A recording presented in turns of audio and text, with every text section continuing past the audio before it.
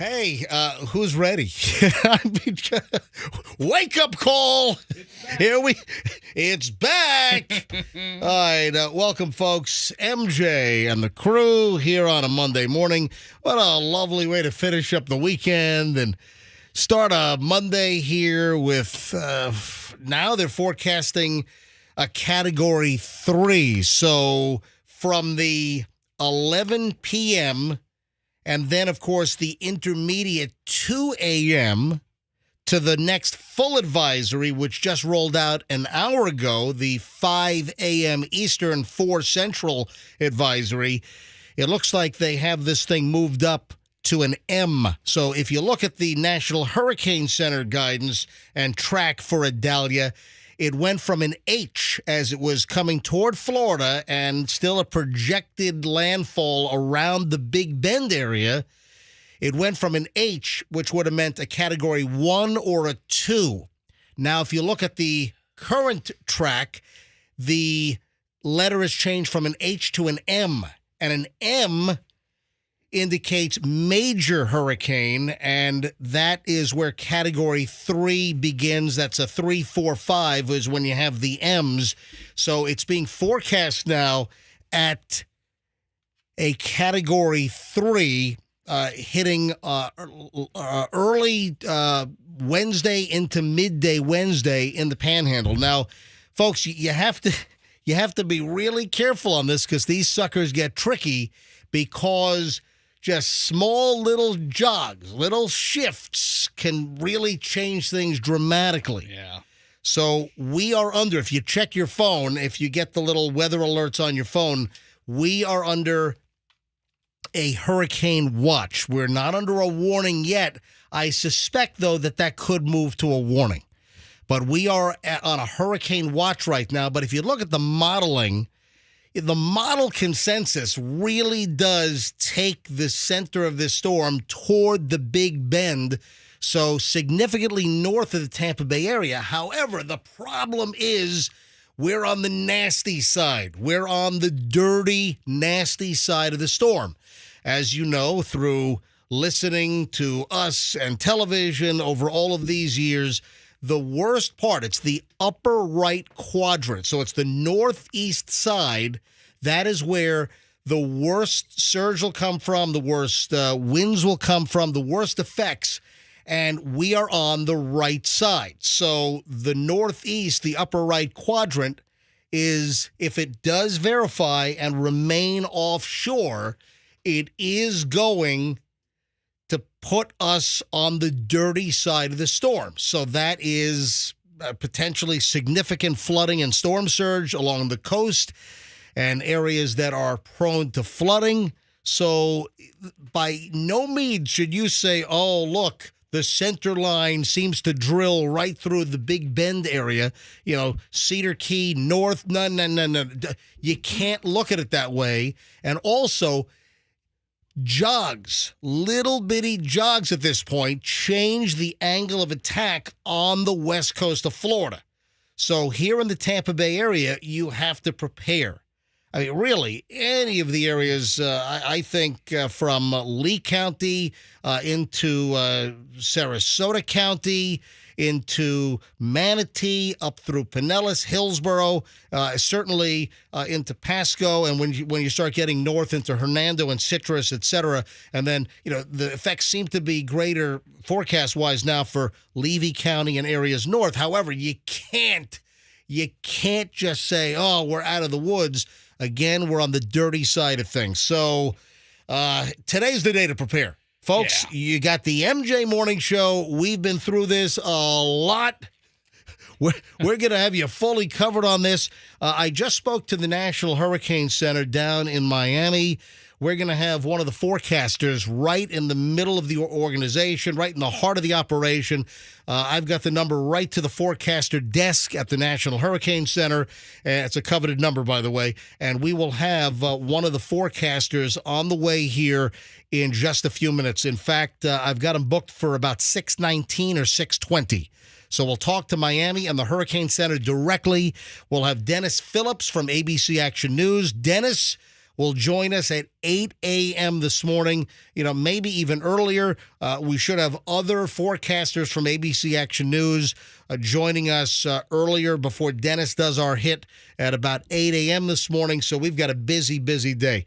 All right. I haven't taken a breath in 5 minutes. I noticed that. You haven't. Yes. All right. You're like a hurricane just going and going. And you're category 5. Well, the M stands for MJ. So, I'm sorry, for all your mics off. What? You're a category 5-6. I'll take my mic back off. Yeah, turn your mic back off. Sorry. Right. Oh, man. No, but listen, today it's just going to be typical weather. So typical weather with just summer showers. So today's the date to prepare. And I'm guessing things are going to get a little mad, a little crazy around the Tampa Bay area with people trying to fill up with gas, do food shopping. You've got the sandbag locations open in the counties where they usually have the sandbag locations open. We've got the lists of that. We can get to that coming up in just a bit. The price gouging hotline is open, so you can't price gouge now because of the state of emergency. Governor DeSantis declared 33 Florida counties under a state of emergency. You also have various local states of emergency in other counties as designated by emergency coordinators in various counties. On top of that, we did you see the gas contamination? Did you see gas distributed by Citgo? Citgo, man. Sent it Yeah. to you. Yeah. I'm not a Citgo purchaser just because of the Venezuela and the Petróleos de Venezuela connection with Citgo, but we'll get into that. So gas at some Citgo stations might have been contaminated with diesel. Whoops. Yeah, that's a whoopsies. So that's not very good. All right, 6:07 here at the MJ Morning Show. So just to recap, and we'll speak to the National Hurricane Center live from Miami next. Just to recap, we're looking at a major hurricane off our shore. The forecast track does place it off our coast, but significant effects will be felt because this is supposed to be a Category 3 now. The forecast intensity went from a 1 to a 2, and now with the 5 a.m., they are forecasting a Category 3 rolling toward the Big Bend area, but significant effects along our coast. What about timing? This event is going to be a Wednesday early morning into Wednesday midday event. That's what we're looking at. So we're looking at heavy wind gusts here. We're looking at the coastal flooding, storm surge. We'll get into all of that coming up. We're just getting rolling.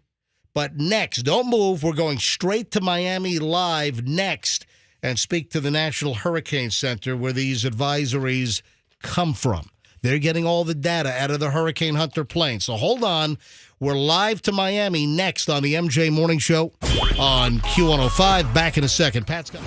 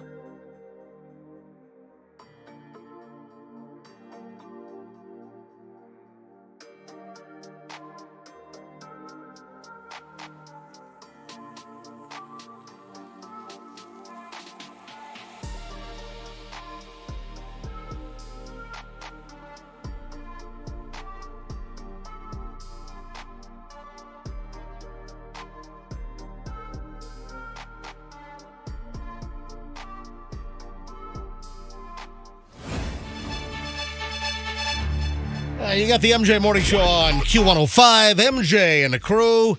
And we're going to go straight away to the National Hurricane Center down in Miami. Forecaster Dan Brown is standing by. Dan, thanks for joining us here at 6:20 on a Monday morning, and certainly a very busy week for you guys. Let's talk about the 5 a.m. advisory that just came out. I see that we've changed the H to an M, indicating a major hurricane now, so a Category 3. Let's talk about the changes at 5 a.m. Yeah, so we have a strengthening tropical storm over the northwest Caribbean Sea. Maximum winds are already up to 65 miles per hour. And as you mentioned, we are expecting it to strengthen over the next couple of days and potentially becoming a major hurricane as it is over the eastern Gulf approaching the west coast of Florida. All right, let's talk about the Tampa Bay area. Obviously, you know, we have a large population center here. We had a drill last year with Ian, which was forecast to come here just like Charlie was back in 2004. And, of course, Ian went into, North Naples, into Fort Myers last September. And we now have this forecast advisory. The models seem to be having a strong consensus at this point. You know, even the stragglers seem to be centering up. How confident, when you look at the European, you look at some of the new models, because was it the HAPS is supposed to be 15% more accurate this year? Is that correct? Yeah, so, as you mentioned, a lot of our model guidance is, in pretty good agreement on the overall scenario, but we can't get too caught up in the details. Only a slight change east or west of that track is going to mean a pretty different both timing and location of landfall. And we're still a couple days out. So really right now, best advice is to, pay attention to the latest forecast, keep watching to these updates, listen to those local officials. There is a hurricane watch now out for much of the Tampa Bay area. And, so these watches may get upgraded at some point today to a hurricane warning. And at that point, we really need to be ready to start taking action. Yeah, Dan, I just said a few minutes ago when we opened up our show at 6 o'clock, I said it wouldn't surprise me if the watch here in the Tampa Bay area was upgraded today to a warning, so we'll see what actually plays out. And listen, I've been through a lot of these, here in the Tampa Bay market on the radio since 1994, and we've seen these jogs, we've seen these shifts, and here in the immediate Tampa Bay area, a lot of the shifts and jogs have been beneficial for us. But at some point, a jog and a shift is not going to be beneficial for us, and you just don't know. And when you're dealing with a major hurricane potentially off our coast, early on Wednesday into midday on Wednesday, this is certainly a time to prepare. Yeah, and any track, near or even just north of the Tampa Bay area is going to bring a storm surge inundation to much of that area. So, even if the center doesn't necessarily make a direct hit, there's still going to be impacts. So the winds, the storm surge, the heavy rainfall is going to extend a pretty far distance from the center. So again, don't get too caught up in the specific details of the exact forecast. And again, as you mentioned, it's probably going to shift around a little bit between now and Wednesday. We're on the dirty side of things. So even if it stays offshore for the immediate Tampa Bay area, making a run toward the Big Bend, for instance, Cedar Key or north of Cedar Key, being on the dirty side, we always, tell our audience, and I think a lot of the Tampa Bay area knows by now that it's the upper right, the northeast quadrant, which is the nastiest, and we're going to be looking at that. It's going to pass by us. If it does stay offshore immediately, we're still going to have the dirty side, and we're going to have some potentially significant storm surge and flooding along our coastal areas. Yeah, that's correct. I think you certainly painted the right picture there. And again, at this point, it's a really good time to make sure folks have their hurricane supplies. Know if you live in an evacuation zone. Know if they call for various zones. Know what zone you live in, and so that you're ready to take action if that comes to pass. All right, for the 8 a.m. advisory, do you see any potential major update for 8, or are we going to wait for the typical major change for the 11 a.m. advisory? Yeah, most of the major changes are done what we call in our full advisory packages, which are at 5 a.m., 11 a.m., 5 p.m., and then 11 p.m. Yep. We will We do have some aircraft heading out in the storm, so again, could be some changes to the current intensity, but don't look for any big change to the forecast track at 8 a.m. That will likely would be at 11. Is the NOAA G4 going back out this morning? It is back out. Basically, we're flying 2-a-day missions from that's a jet that surveys the environment around the storm, providing you very valuable information for our model. So that's doing 2-a-day missions. We also have the NOAA P3 aircraft that's doing 2-a-day missions to go out and get some Doppler radar data in the storm, begin to help with those models.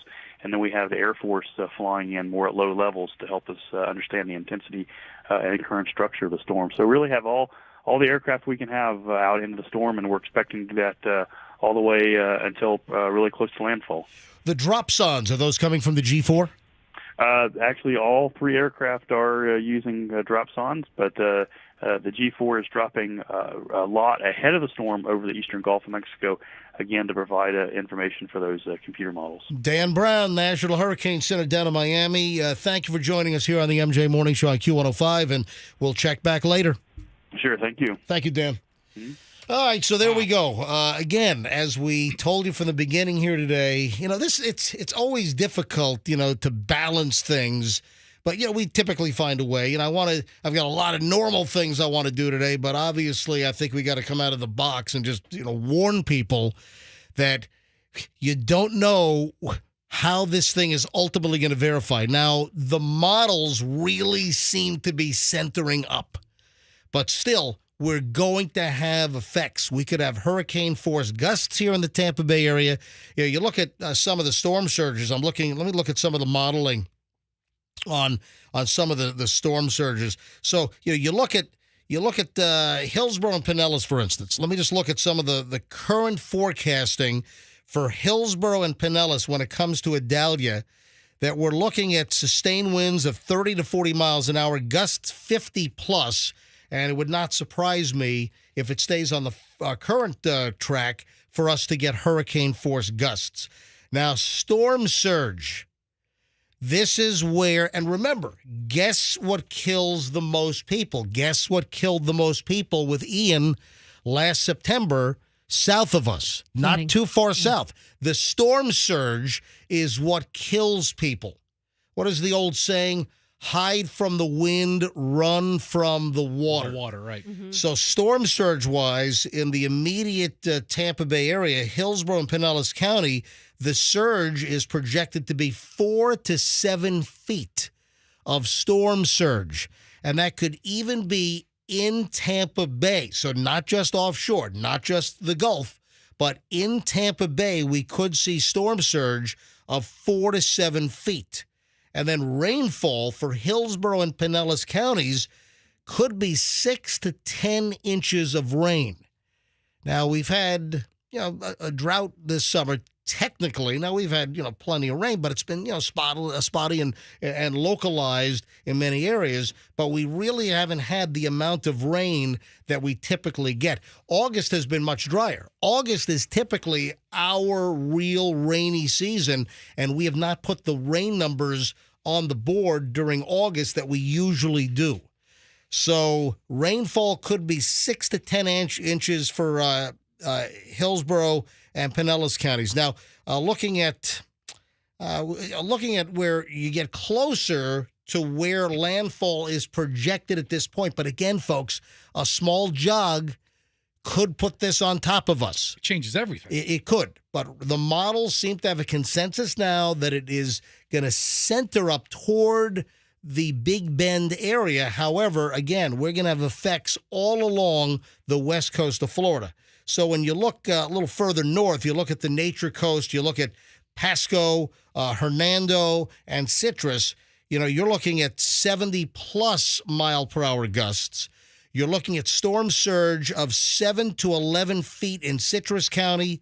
You're looking at storm surge of 6 to 9 feet in Hernando County.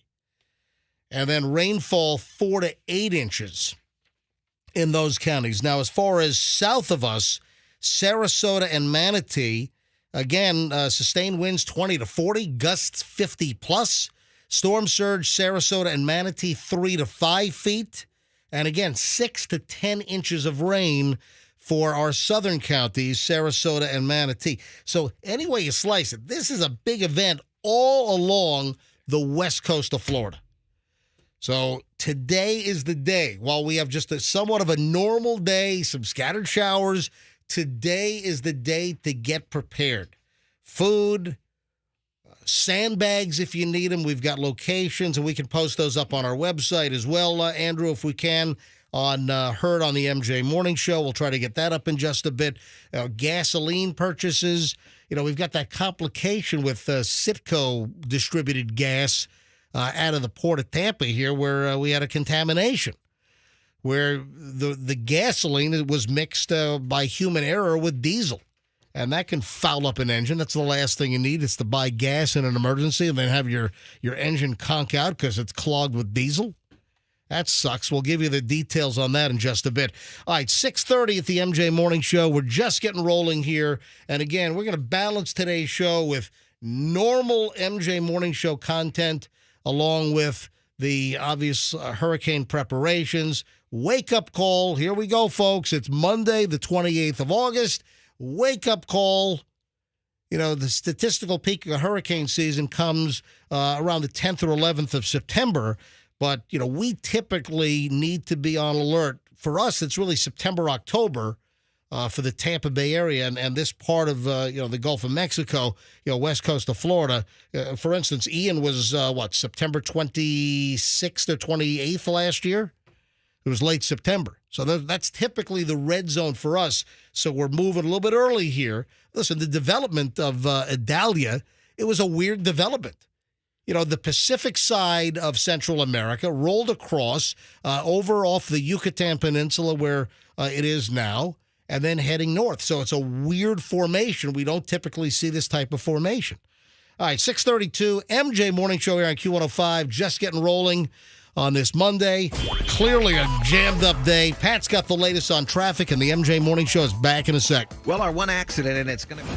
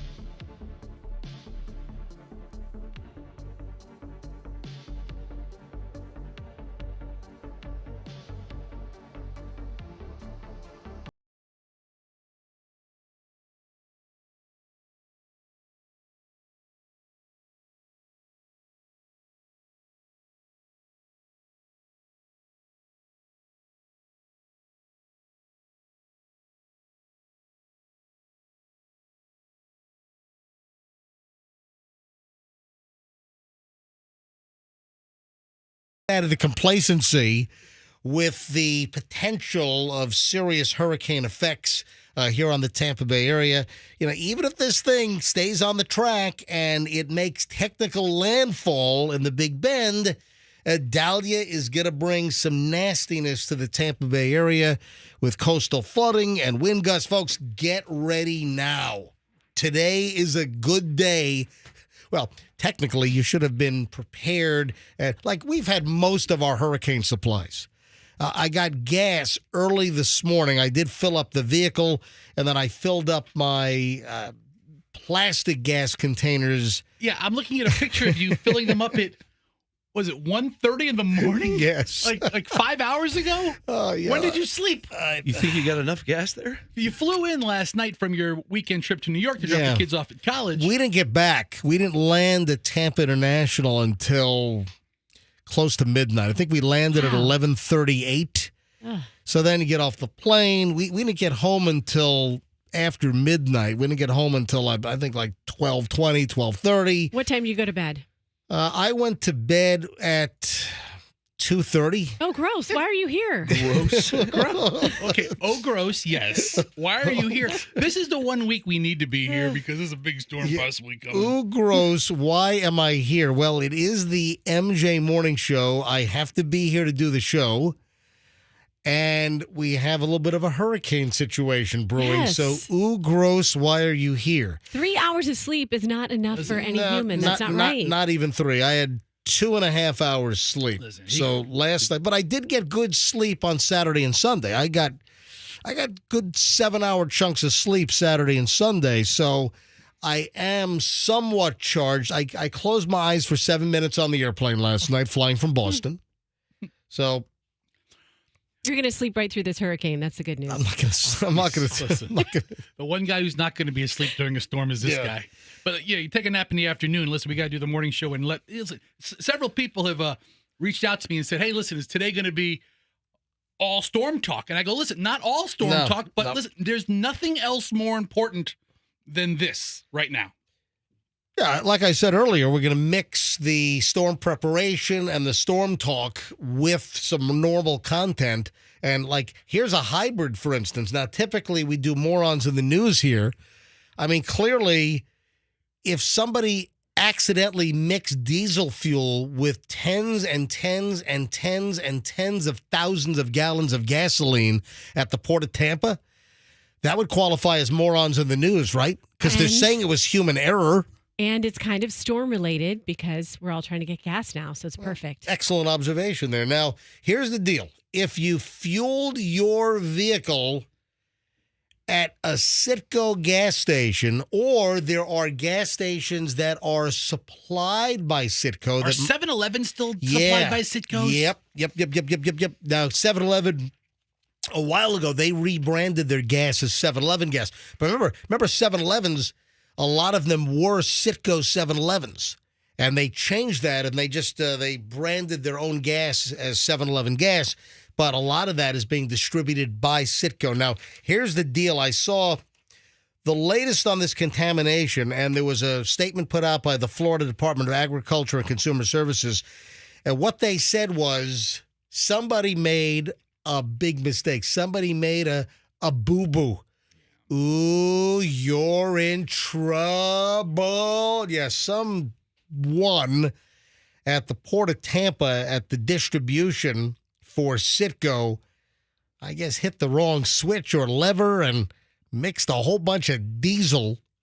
Is that easy to mix it? Listen, They're right next to each other, right? You lean onto a lever and you mix diesel into everything? It doesn't sound right. It's like Homer Simpson's working the control board at the gas plant.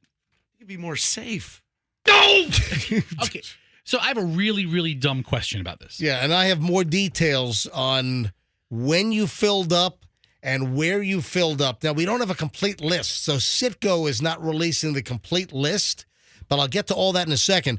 But there's a chance if you purchase Citgo gas that you, in just the last couple of days, and I'll give you the details of exactly when the contamination occurred, but there's a chance that you might have diesel mixed with your gas, and that's not good. I mean, what's going to happen? So what's your deal? Is there any... So what's going to happen? Your engine could go and stop. Yeah. I have a neighbor who accidentally put diesel in his boat one time, and it ruined his boat. Oh, yeah. Oh, no. Yeah. Well, So I guess it can't do something. I don't know if it ruined the boat. It ruined the boat engine. Motor. I think you know what I meant. Well, I deal in specifics over here. Yes, you can't ruin the rest of the boat with diesel. The hull was The hull cracked. was, Yeah. the hull was, The G-top didn't fall off my infected. God, the Garmin navigational equipment was screwed So because of the diesel. Yes, the go leather ahead. seats were ruined. is there any engine The teak was ruined, Froggy. All right, go ahead. Is there any engine that can use this fuel? Any engine?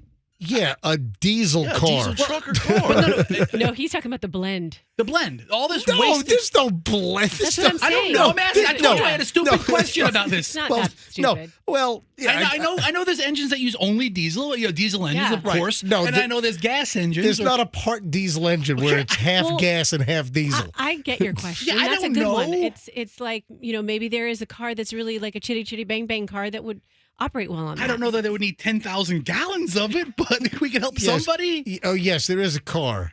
It's the Volkswagen Passat made in 2009. No, there's no car that I know. Yes, Andrew. Yeah, we know that the diesel fuel will damage a regular engine. Yes. Will the regular fuel damage a diesel engine? There you go. That's a good question. Hey, Yes. the phones are ringing in the producer's booth. See if you got a mechanic calling in. Let's get a diesel guy on the Let's line. get a diesel mechanic on the phone guy here. working over at Freightliner or something. Yeah. Come on, help us out. 800-990-1047. 800-990-1047 is how you get in. Or, hey, if your car was wrecked, and we'll ask later on, the odds when the listenership gets stronger as the morning goes on, the 7, 8 o'clock hours, 9 o'clock hours, obviously more listeners build as the show gets later and later. But I wonder if anyone listening had their car conk out after buying the contaminated gas. So we might be able to take some calls on that. That's the last thing you need is here we've got, this hurricane activity and you put gas in your car and it could be contaminated. So here's what we know. Any fuel that was pumped in your vehicle after 10 a.m. on Saturday, so really almost all day Saturday, Sunday, and they caught it at some point, and I guess they shut these gas stations down. But any fuel purchased at after 10 a.m. on Saturday, and these are gas stations which are pumping gas, which is distributed by Citgo out of the port of Tampa, they're saying that, quote, it has a strong likelihood that that gas was contaminated with the diesel, according to the Florida Department of Agriculture and Consumer Services release. At this time, quote, from the Florida officials, quote, at this time, Citgo will not release the list of gas stations that received the contaminated fuel. However, according to the Florida Department of Agriculture and Consumer blah, blah, blah, the Port of Tampa serves stations all over the greater Tampa Bay area and even as far north as Chiefland, so way the hell up US 19. And then also to the west side to south of Naples. And these gas stations could include 7-Elevens, obviously, even BJ's. If you bought gas Saturday morning or Saturday at BJ's Wholesale, that could be contaminated gas as well. That sucks. Yeah. The Florida Department of Emergency Management, they've already waived the size, weight, and hour restrictions to get resources to places around the state because of the impending hurricane here. So there is a seamless distribution of fuel, but certainly this puts a little bit of a damper on things. Now, this is what Citgo has released. So Citgo has not released the full list, but Citgo has released this list of affected gas stations, and it's a lot of 7-Elevens here in the Tampa Bay area. BJ's might have had contaminated gas. So Are there also Citgo Independents? Oh, yeah. Yeah. So I would imagine those Citgo independent stations would be affected as well. So where you see the Citgo sign, 7-Eleven is getting Citgo gas, but it's branded as 7-Eleven. Let me grab line 5. Dawn's in Lakeland. Dawn, you're on the MJ Morning Show. Hi. Good morning. Yes, Dawn, go ahead. The question is absolutely. Normal gas will screw up a diesel engine. My ex-husband did it not once, but twice. Hold on, your ex-husband put regular gas in a diesel? Yes, he wasn't paying attention, grabbed the wrong pump handle. Yeah, they make those bright green, so you're Yeah, I know. Yeah. Well, as I said, But yes, it will screw it up. You put it in a diesel truck, and you will not drive maybe 3 inches from the gas pump, and your truck will stop. Oh, my God. And listen, the same thing. If you put diesel in a regular gas car, that's going to foul you up as well. Well, you will, and it becomes a very expensive lesson. So That's what either way. So screw diesel, up your car. Yeah, diesel in a gas or gas in a diesel. I've always understood it could be a very expensive clean-out proposition. Thank you, Dawn. Very. You're welcome. Have a nice day, guys. You too. You too. All right. So how could the Commissioner of Agriculture, Wilton Simpson, let them get away with not giving a full list of locations? Well, I think that's a question for you. Why don't you call Wilton Simpson at home? All right, I got Wilton's number. All right, call Wilton at the house and Hey, see Wilt. what he has to say. Festive engagement. Investigation. 6:51 at the MJ Morning Show. ruined that. So we got a busy show today, and we'll keep you up to speed on the latest with this hurricane potential hitting the Tampa Bay area. Forecast now is a Category 3 into the Big Bend, but plenty of nasty effects along our coast. And remember, any jog could put it closer to us. We've seen these things wobble and jog all the time historically. So we're watching all of this here on the MJ Morning Show. You don't want to miss a minute of our coverage. Today's going to be a blend, just kind of getting ready and then some normal content, and then we'll see what happens tomorrow. Folks, let's talk about International Diamond Center. Let's talk about the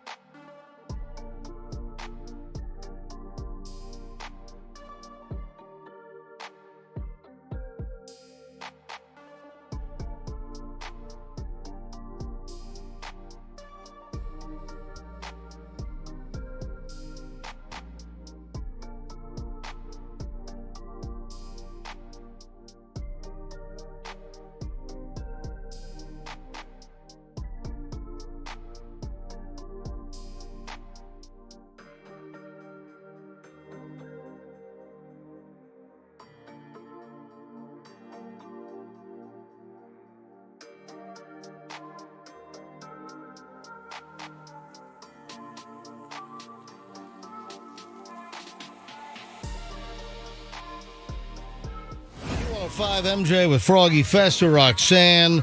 7:03 exactly on this Monday morning, as all eyes are on this Adalia, which has rapidly. Who just smacked the microphone? Fester. Could have been any of us. No, It might have been me, but it could have been Froggy with that big schnoz. It could No, have been Roxanne with I her mean, makeup. I'm on. Oh, great. Make a nose joke. I'm sitting here, and all of a sudden I hear, and it's like, Did it sound like this? no, it 'Cause was. that's how it was, Froggy's it would was have sounded. deeper. No, Did it sound like this? How about like this? Did it sound like this?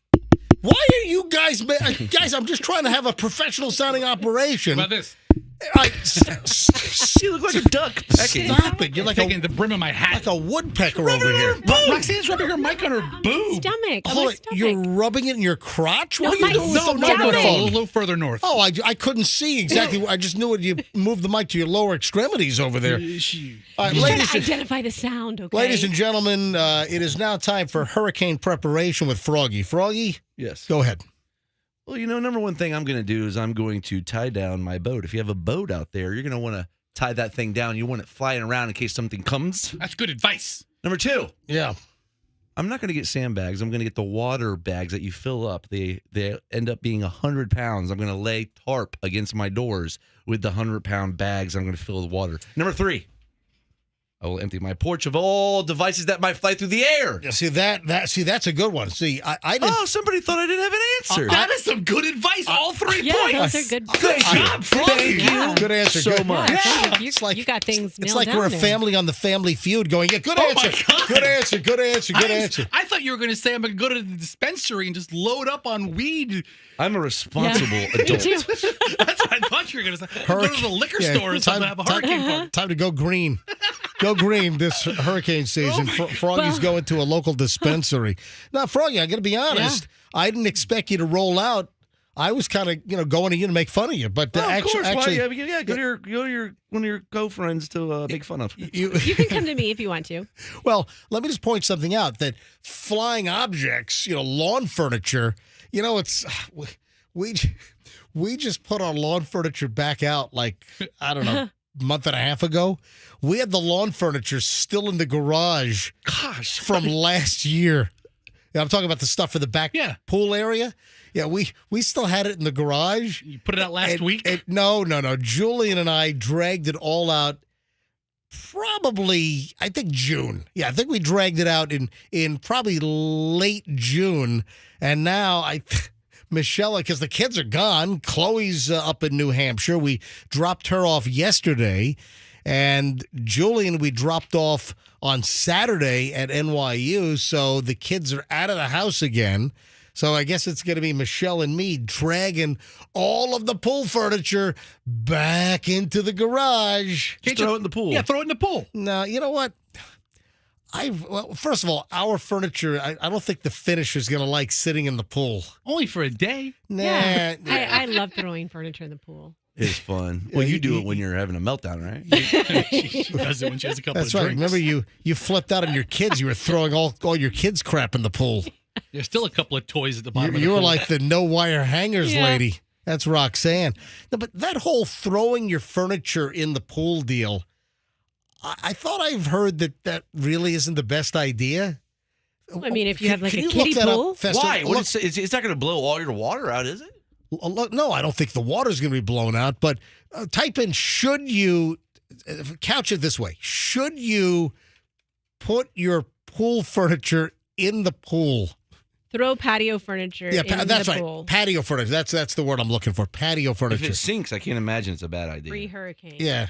So I'm curious as to what the Google says They on say this thing. no. Pool chemicals will harm the Yeah. furniture and can mar the pool finish. Oh, look at this. This is officially from the Florida Swimming Pool Association. Oh, that's very official. That's FESPA. FSPA, the Florida Swimming Pool Association. Well, they just took all the fun out of my hurricane prep. Yeah, do not throw your furniture in the pool or anything else for that matter. If you cannot store items inside a building, carefully place items in the pool. This is not recommended. After the storm, use a pool rake or other net skimming device to remove small debris from inside the pool. but the Florida Swimming Pool Association says it is not best. Oh, wait, here's Channel 10. Scroll up a little bit. Channel 10 has a story on this. Can you throw patio furniture in the pool during a hurricane? The first sentence is, no, you shouldn't try this. Hang on a minute. Let me click on this story here from Channel 10. This was just posted last September. This was posted just as Ian was coming our way. Yeah, last year. So hang on. This is from Channel 10's website. From old Bobby Deskins. Yeah, hurricane myths. Can you throw patio furniture in the pool to keep from blowing away? Makes sense, right? Can't blow away if it's underwater, but does it actually work like that? A hurricane is on the way, and you've been told you need to evacuate. That means you've got a lot of bases to cover in a short period of time to make sure your belongings and home are safe and secure. Tampa Bay area residents are currently in the situation as Hurricane Ian approaches. This is last year, but it's going to apply now as well. Naturally, as you scramble, you might be tempted to take some shortcuts to get everything arranged before you get out the door. You might have even heard of one quick trick for your patio furniture. Just toss it in the pool. Makes sense. Can't blow away. Does it work? Can you actually throw your patio furniture? No, you shouldn't try this. This is according to Bobby Deskins over at Channel 10 from a story that he wrote last year. Chief meteorologist, is he the chief He's still? the chief. Yes. He's the chief. Chief meteorologist Bobby Deskins explains this is not going to work the way you think it would. While your furniture might seem safe at the bottom of the pool, if something goes wrong, say strong enough winds slosh the water out of your pool, and suddenly they're not secure underwater, they can turn into huge flying objects. That's what you brought up, Fester, the sloshiness. Or no, was it you? Froggy. Froggy brought did. up Yeah. sloshiness. Yeah. Yes. With your house, the nearest thing for them to crash into. So That's a good point. The pool furniture could be thrown out of the pool and smash into your house like a missile. That's like a Cat 5, though, not a Cat 1 Yeah. or 2, Bobby. It could also damage your pool. Yeah. Wait, we got a pool tech. This is great. People just call. I We're don't going even to throw it in the bay. Wait a minute. I don't even. Yeah, everyone throw your pool furniture into Tampa Bay or into the Gulf of Mexico. Yeah, that's should going to be be fine. safe. Saltwater will keep it nice and safe. Or if you're along the Alafaya, throw your pool furniture into the river. Right into the river. No, folks, don't do Manatee that. on it. So this is great. We have gotten to the point again where I don't even have to solicit for phone calls. I've got a pool expert on the line. Hi, good morning. Who's this? This is Christy. Hey, Chris, are you a pool tech? I am an actual pool tech. Matter of fact, I am getting ready I'm just about to leave my house on holiday because I'm trying to rush and get ahead of my normal work week because of the storm coming. So I'm trying to do my stuff ahead of time, and as well as the pools I have for today. I have to work towards tomorrow and so forth. But I would actually have a conniption if somebody threw a bunch of their furniture in the pool. So how often have you seen this? Like, how long you been a pool tech? I've been personally a pool tech for a couple of years, so I've seen it anyway. Hey, Christy, can I point something out? And Sure. I do not know many female pool techs. I mean, it just seems every single pool tech is a guy. I don't know if I've ever seen a female pool tech. So this is groundbreaking for me to get a female pool tech named Christy to call into the MJ Morning Show. Well, the thing about pool techs, which is interesting, is because women in the field have so much more to prove because it's mostly a male-dominated field.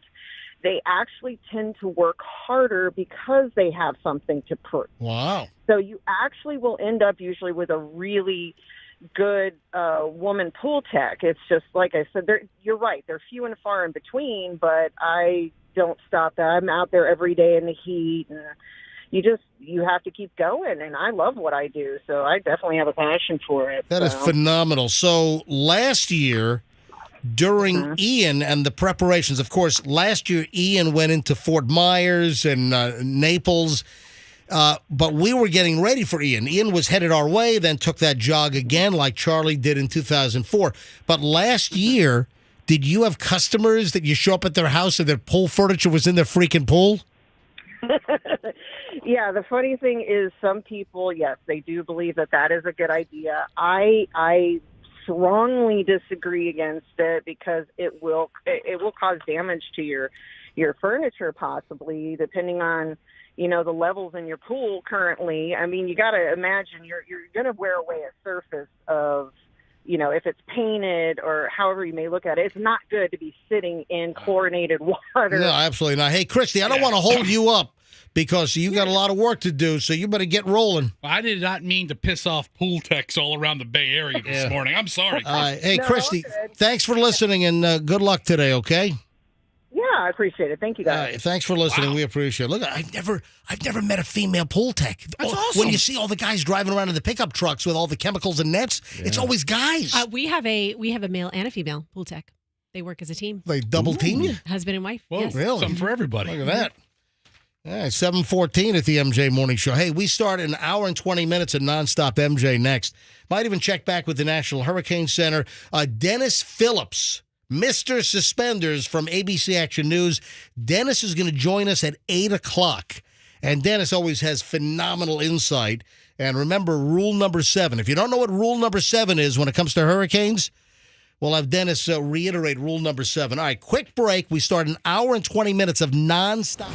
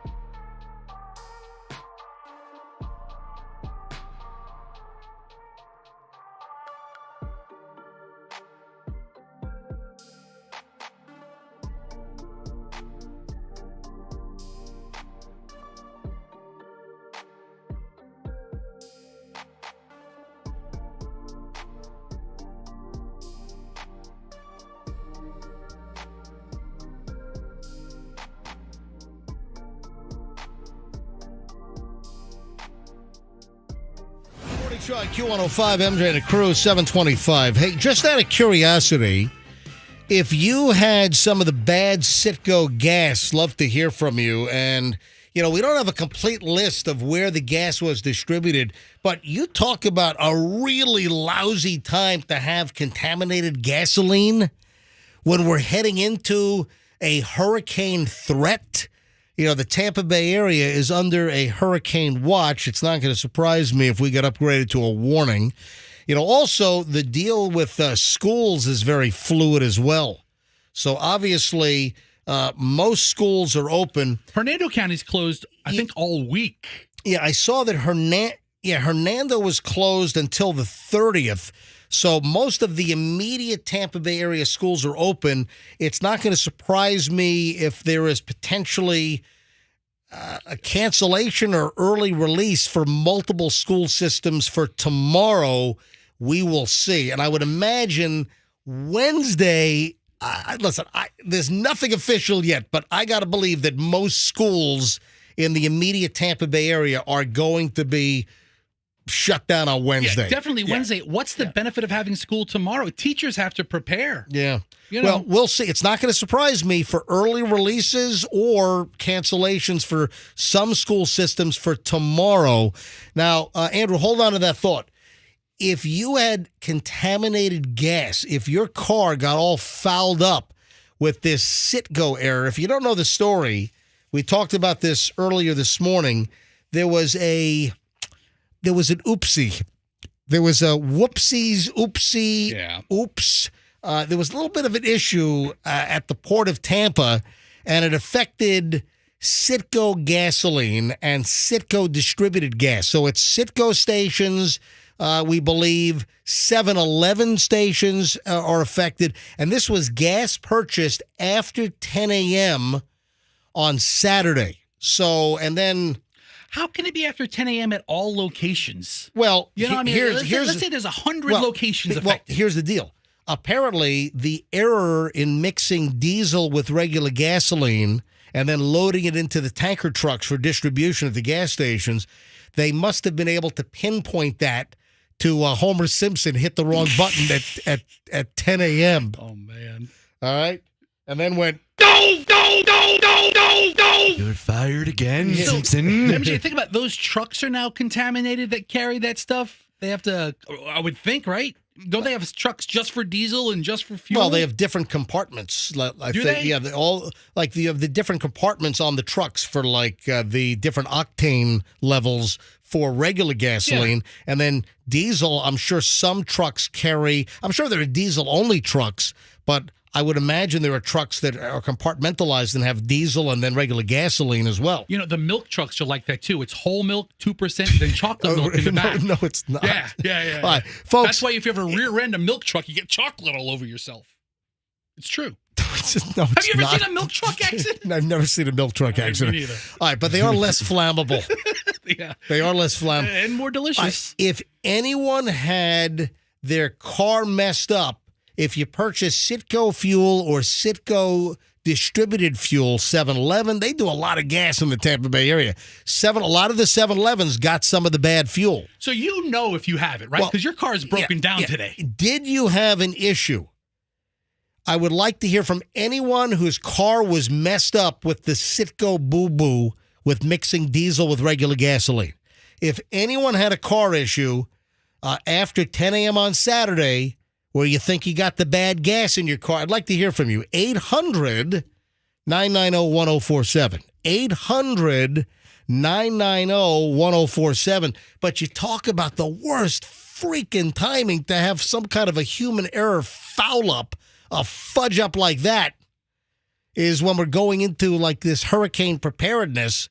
Listen, Fessy, you made a mention about my Instagram. Speaking of gas, Michelle and I went to the Wawa on Dale Mabry, just south of 275. Don't tell me 5, 10, 20, 30 gallons, 32 gallons? No, I have a total, I think, 46 gallons. Because these are 5-gallon containers? Yeah. So 5, 10, 15, 20, 25, 30, and then you have a couple of small ones here. Yeah, I think you're missing some. Maybe there's some still left in the car. No, because it's 10, 20, 30, 40. I think I've got maybe 41 gallons of gas. So you spent $130 then in gas? Then I filled up the X5 as well. So $160 in gas? I think I spent just filling up the car was $80. Oh wow. Yeah. So filling up the X5 was $80, and then I spent over $200 in gas last night. So, folks, if you want to see me filling gasoline, what does my caption say? Our flight from Boston landed at Tampa International at 11:36 p.m. When we got home, I printed the MJ Morning Show prep I did on the plane, watched the late local news for all the latest on Hurricane Adalia, Tropical Storm Adalia, soon to be a hurricane. Michelle and I hit Wawa at 1:30 a.m. to fill up the car and gas containers. Monday and Tuesday will be very challenging. The MJ Morning Show on Q105 Tampa Bay will have you completely covered as we always do. That's my caption. But what do I look like filling up like 8 5-gallon gas containers at a Wawa at 1:30 in the morning? How long did that take you to film all of it didn't take that long. I think I might have been, Andrew's calling me a hoarder. Why am I a hoarder? Listen, just in case. This isn't hoarding. This is You preparedness. asked what it looked like. You look like a hoarder, okay. Yeah, so 10, 20, 30, 40, let's say I have 41 gallons So of gasoline. none of it leaked out, right? Well, Your new car doesn't have that gas smell. I've got a bunch of moving blankets, so Okay. I put those in the back. You Nice. tighten the caps down, and I put the moving blankets down in the back of the new X5 from Fields BMW, our new lease, because our old lease expired. Always a great experience at Fields BMW, folks. And I put them on the moving blankets. It's got to make sure the caps are screwed down tightly. And, there's a little bit of a gas smell in the vehicle for a little bit, but it was gone when I left for work this morning. I didn't get to bed until 2:30. So I need a truck. Yeah, I'll get to that here in just a second. But if you'd like to see me pumping gas at Wawa on Dale Mabry at 1:30 this morning, go to my Instagram, Certified MJ Radio. That's Certified MJ Radio. And in fact, if you follow me, I got a story to tell about the Boston airport. Hold on a sec. But if you follow me, you know that I did a live Instagram feed from Boston Logan last night at about 7:15, 7:20. So, of course, if you follow the show, you know this was a Take the Kids to College weekend. Michelle and Julian, they flew up to New York on Thursday because, they flew to Connecticut. So they flew to Bradley in Hartford because Julian just wrapped up 4 years of boarding school, and all of his boarding school crap they put in a storage garage near Hartford. So they flew into Hartford and then got a big SUV, rented a big Hertz SUV. They got a Cadillac Escalade. They got an upgrade. Yeah, it was nice. So they use the Escalade as their moving vehicle? Exactly. Just loaded it with crap? Yeah. And then I helped move all the stuff into the dorms all weekend. So on Thursday, Julian and Michelle, they flew up to Connecticut. They got all this crap out of storage, closed out the storage locker, and then they drove to Manhattan. And then Chloe and I, we flew up after the show on Friday. We caught an 11 a.m. flight to LaGuardia right after Friday's show. And the timing was pretty good, actually, because Chloe and I got to the city. Oh, geez, did you see the picture of me sleeping in the cab? That was hysterical. Oh, my God. Folks, I got so much crap to talk about. That's my favorite picture of your weekend. On top of, well, I'll get, hang on, let me do a detour here. Like I told you, it's going to be a mixed show today with regular content and obviously hurricane preparedness stuff. Listen, nobody on the radio in the Tampa Bay market does radio hurricane coverage like the MJ Morning Show. Nobody. Or sleeping in the back of a New York City cab coverage. Listen, I'm just being honest. I have the most experience covering Tampa Bay hurricanes than anyone in this market on radio. There's hands down. Oh, we got a bad gas guy on hold here. Okay. All right, tell him to hold on a second. Tell him I'll be right there. If you happen to get bad gas at a Citgo or a Citgo distributed station, we'd love to hear from you. 800-990-1047. Tell him I'll be right there. So I'm going to take him before I tell the airport story, but let me just Oh my God! Let me tell you about the me sleeping in the taxi. Listen, I was up, at 4:30 in the morning on Friday. Did the show. I didn't get a lot of sleep on Thursday night, and in the cab from LaGuardia to our hotel in the city to meet Julian and Michelle to move him into NYU on Saturday morning, I fell asleep in the cab. All right. I'm dozing off in the cab, and I'm kind of leaned back, and my mouth is open. People are making all kinds of mouth breather jokes about me. Were you snoring? And I don't know if I was snoring, but my mouth was open. I'm asleep in the back of the taxi, and Chloe grabs my phone. And I don't know if, she knows my code, but I don't know if she took my finger and placed it on my fingerprint unlock. Do you have the Face ID? Did she hold it up to No, your comatose face? My Pixel 6 does not have Face ID. Okay. It's fingerprint or you type in your code. So Chloe, while I'm sleeping in the taxi on the way to Manhattan from LaGuardia, Chloe takes a picture of me, and I'm fast asleep. My head is tilted back. My mouth is. Some people are like, is that drool coming out of the side of your mouth? I'm looking right here. I think I see it. Dude. I don't. You should tape your mouth shut when you sleep like I do. Folks, this thing has like 1,300 likes and like 190 comments at this point. It's like if you want to, okay, fine. It's self-deprecating. Make fun of me. If you want to see me asleep in the taxi with my mouth wide open and Chloe taking a hacker picture. And then what did she write? She listen to the caption that Chloe wrote. He, it's hacker Chloe. Look at this fool who fell asleep in the taxi from LGA. Vroom, vroom, you lil schmuck. Wow. Guess where we're going? Your mom's house. That's her freaking caption. So I can tell what qualities she got from Michelle just by looking at her, and I can tell what qualities she got from you by her text. It's on my Instagram. I didn't take it down. It has. You want to see this thing? It's got like 1,300 likes. It's got a jillion comments. If you want to see me in a very vulnerable position, you don't see me like this often, asleep with my mouth open in the back of a taxi. It's on my Instagram, Certified MJ Radio. That's Certified MJ Radio. So give me a follow on Instagram. Check it out. Leave a comment. Certified MJ Radio. Let me see what I actually have now. She knows when she kind of insults your mother that's her grandmother, right? Yeah. And your mom wouldn't take too kindly to that. This thing has 1,300 likes at this point. 167 comments. Oh my God! One of the likes are from your mother, MJ. Oh my God! No, it's not. She liked it. No, she did. Is your not. mom on Instagram? I have no idea. Yes, she is actually. All right, so folks, if you want to see me in a really, really vulnerable state, go to my Instagram and see me in the back of the cab. Go to Certified MJ Radio on Instagram. That's Certified MJ Radio, and while you're there, give me a follow. Because if you were following me, you would have known that I went live from Boston Logan Airport last night, and I got a story to tell about that. You're not going to believe what happened at the gate. So I'll get to that in a second. First, let me grab line 5. Hi, good morning. Who's this? Yeah, it's Matthew. Hey, Matthew, where are you calling from?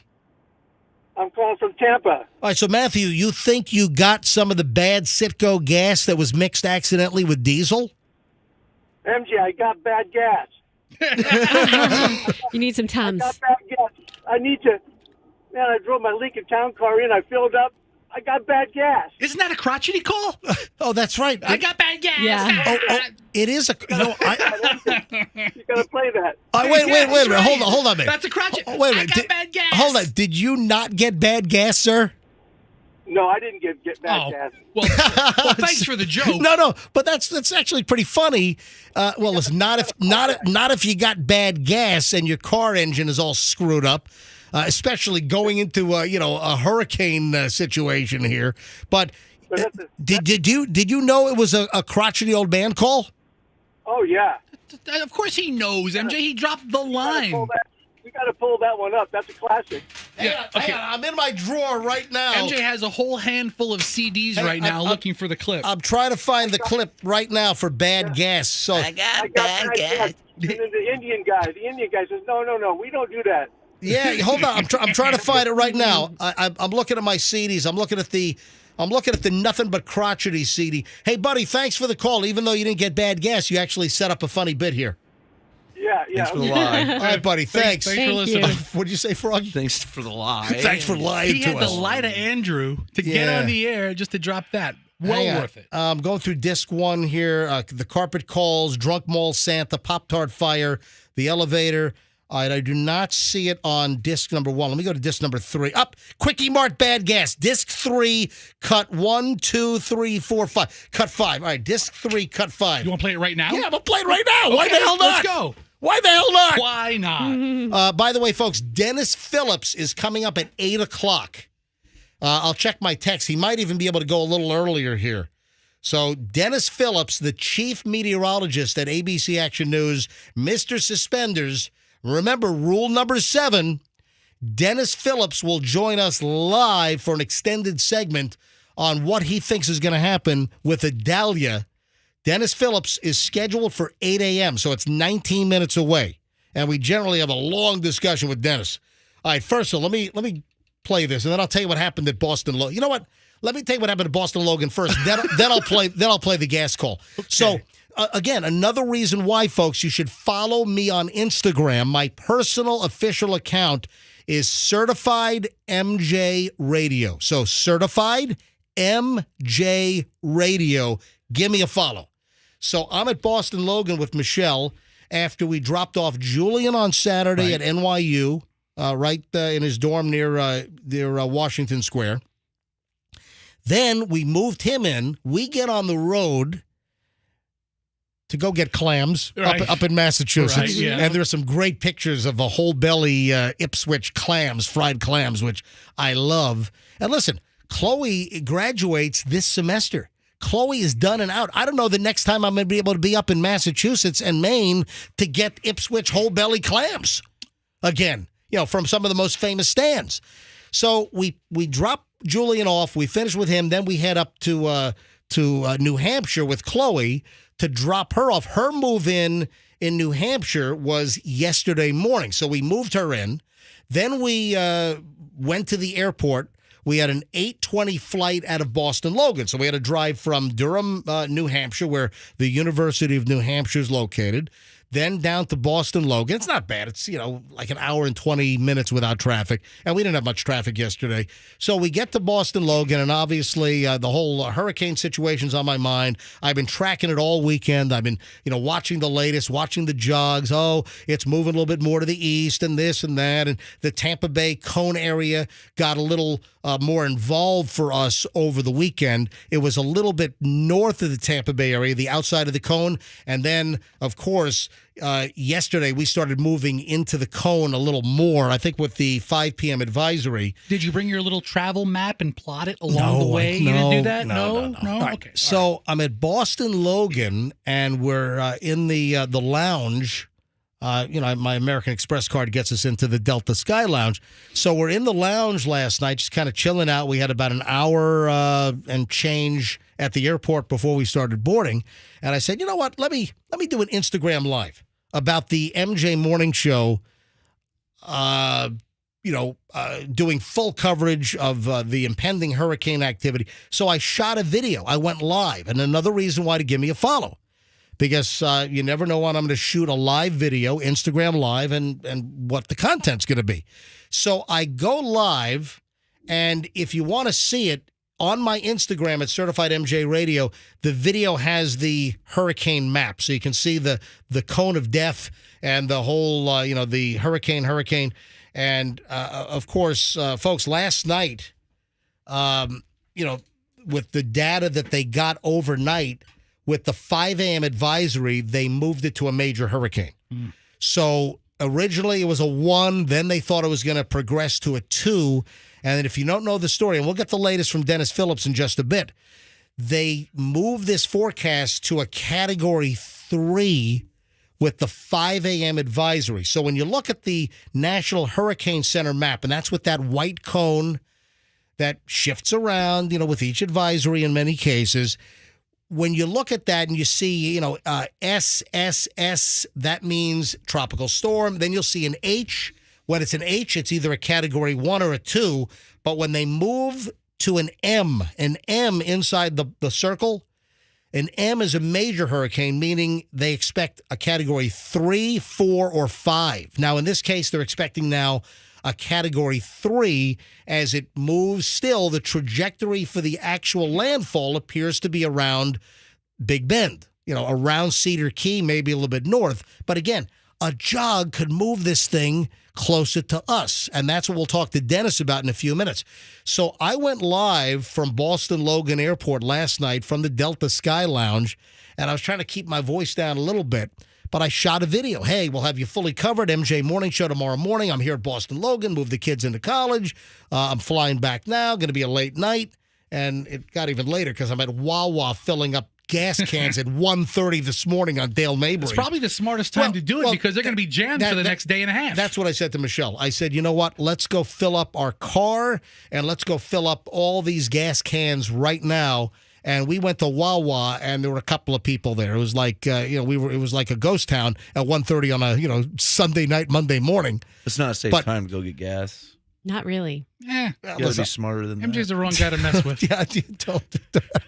I don't care what time it is. He's the one guy you don't want to screw with. All right, so there was no issue getting gas on Dale Mabry at 1:30 in the morning. A couple of vagrants hanging out there. They were saying, oh, man, look at that maniac with all those gas cans. But I filled up 41 gallons worth of gas at Wawa, and we're going to play the gas call in just a second. But if you want to see me filling up gas at 1:30, it's on my Instagram, Certified MJ Radio, and then the video I shot. But here's the funny thing that happened.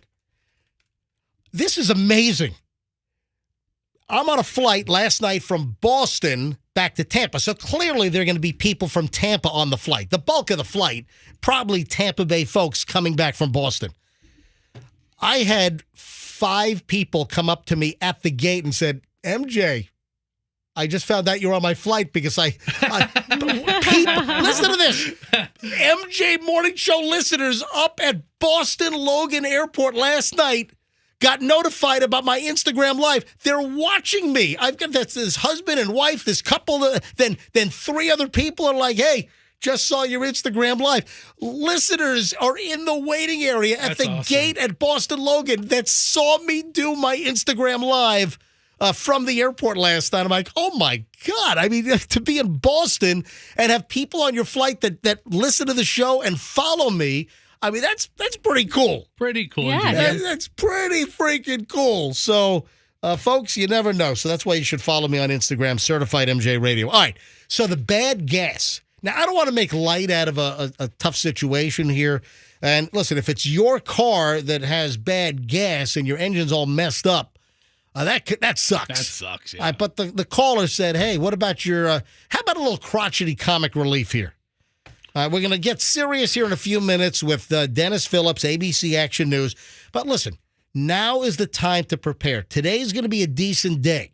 Just kind of a typical summer day, some typical scattered showers. Today's the day you want. Actually, you should have had most of your hurricane prep done. I have most of my prep done. I just hadn't gotten gas yet. I don't want to deal with potential gas lines or stations running out of gas. And you got this Citgo contaminated gas problem, and then that's going to obviously put a little damper on distribution because then they got to clean out all these tanks in the ground at the gas station. I mean, it's a mess. It's a total mess. Yeah, Andrew. Yeah, and we are currently in the disaster preparedness sales tax holiday. That's true. Right. That's right. You know what? I have that information here as well. That's till September 8th, I think. Yeah, I think you're right. I think it's till September 8th. And I have, no sales tax for various items like cleaning supplies, battery, smoke detectors, generators, pet food, even like battery banks, for instance, are on that list. That's cool. Yeah, so you do have a hurricane preparedness sales tax holiday that I think you're right, goes through like early September. So now is the time to prepare. Today is the time to prepare. Tomorrow it's going to get even more hectic. And again, who knows what the hell this storm is going to do. The one thing I've learned here in the Tampa Bay area, covering hurricanes and tropical storms for decades now, the one thing I've learned is it's never set in stone. Charlie was coming right our way, and it turned into Punta Gorda. Ian was headed our way, and it turned into North Fort Myers Fort Myers and North Naples. You just don't know. So yeah, prepare. I did my final preparation at 1:30 this morning, getting cans of gas. I got 2.5 hours sleep last night. So I'm sorry if you got the bad gas, but the caller said, hey, what about the crotchety old man bad gas call? All right, a little comic relief here. Told you we're going to have a mixed show today. This is a classic. This is the Quickie Mart bad gas. And then Dennis Phillips coming up. Let me speak to the imbecile that sold me this bad gas. Hold on, Richard. Hello? Hello? Oh, thank God you've answered. Let me speak to the idiot that sold me this bad gas. Oh, you want to talk to you? Sold him bad gas. Who? I don't know. What time you came in, ma'am? I'm a sir. I'm stuck in the middle of the street right now. Listen to my car.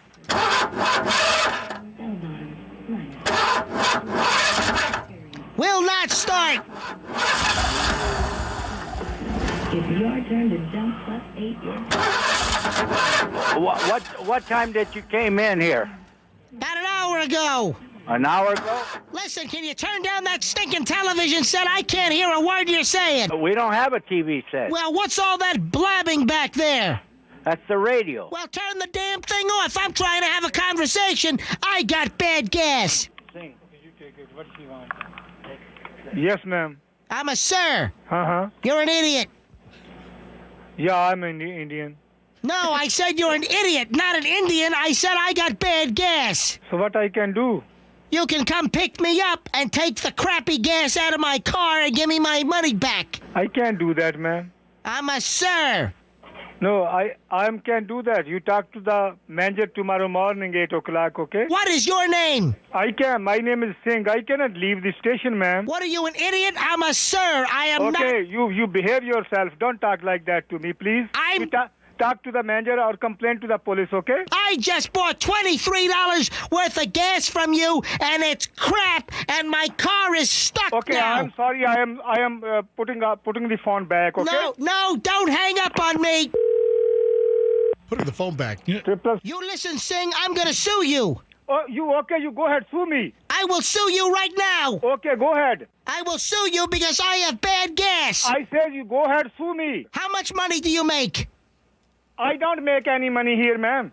It is not your business, ma'am. Yes, it is, because it's all going to be my money after I sue you. It is not your business how much money I make. You are an idiot.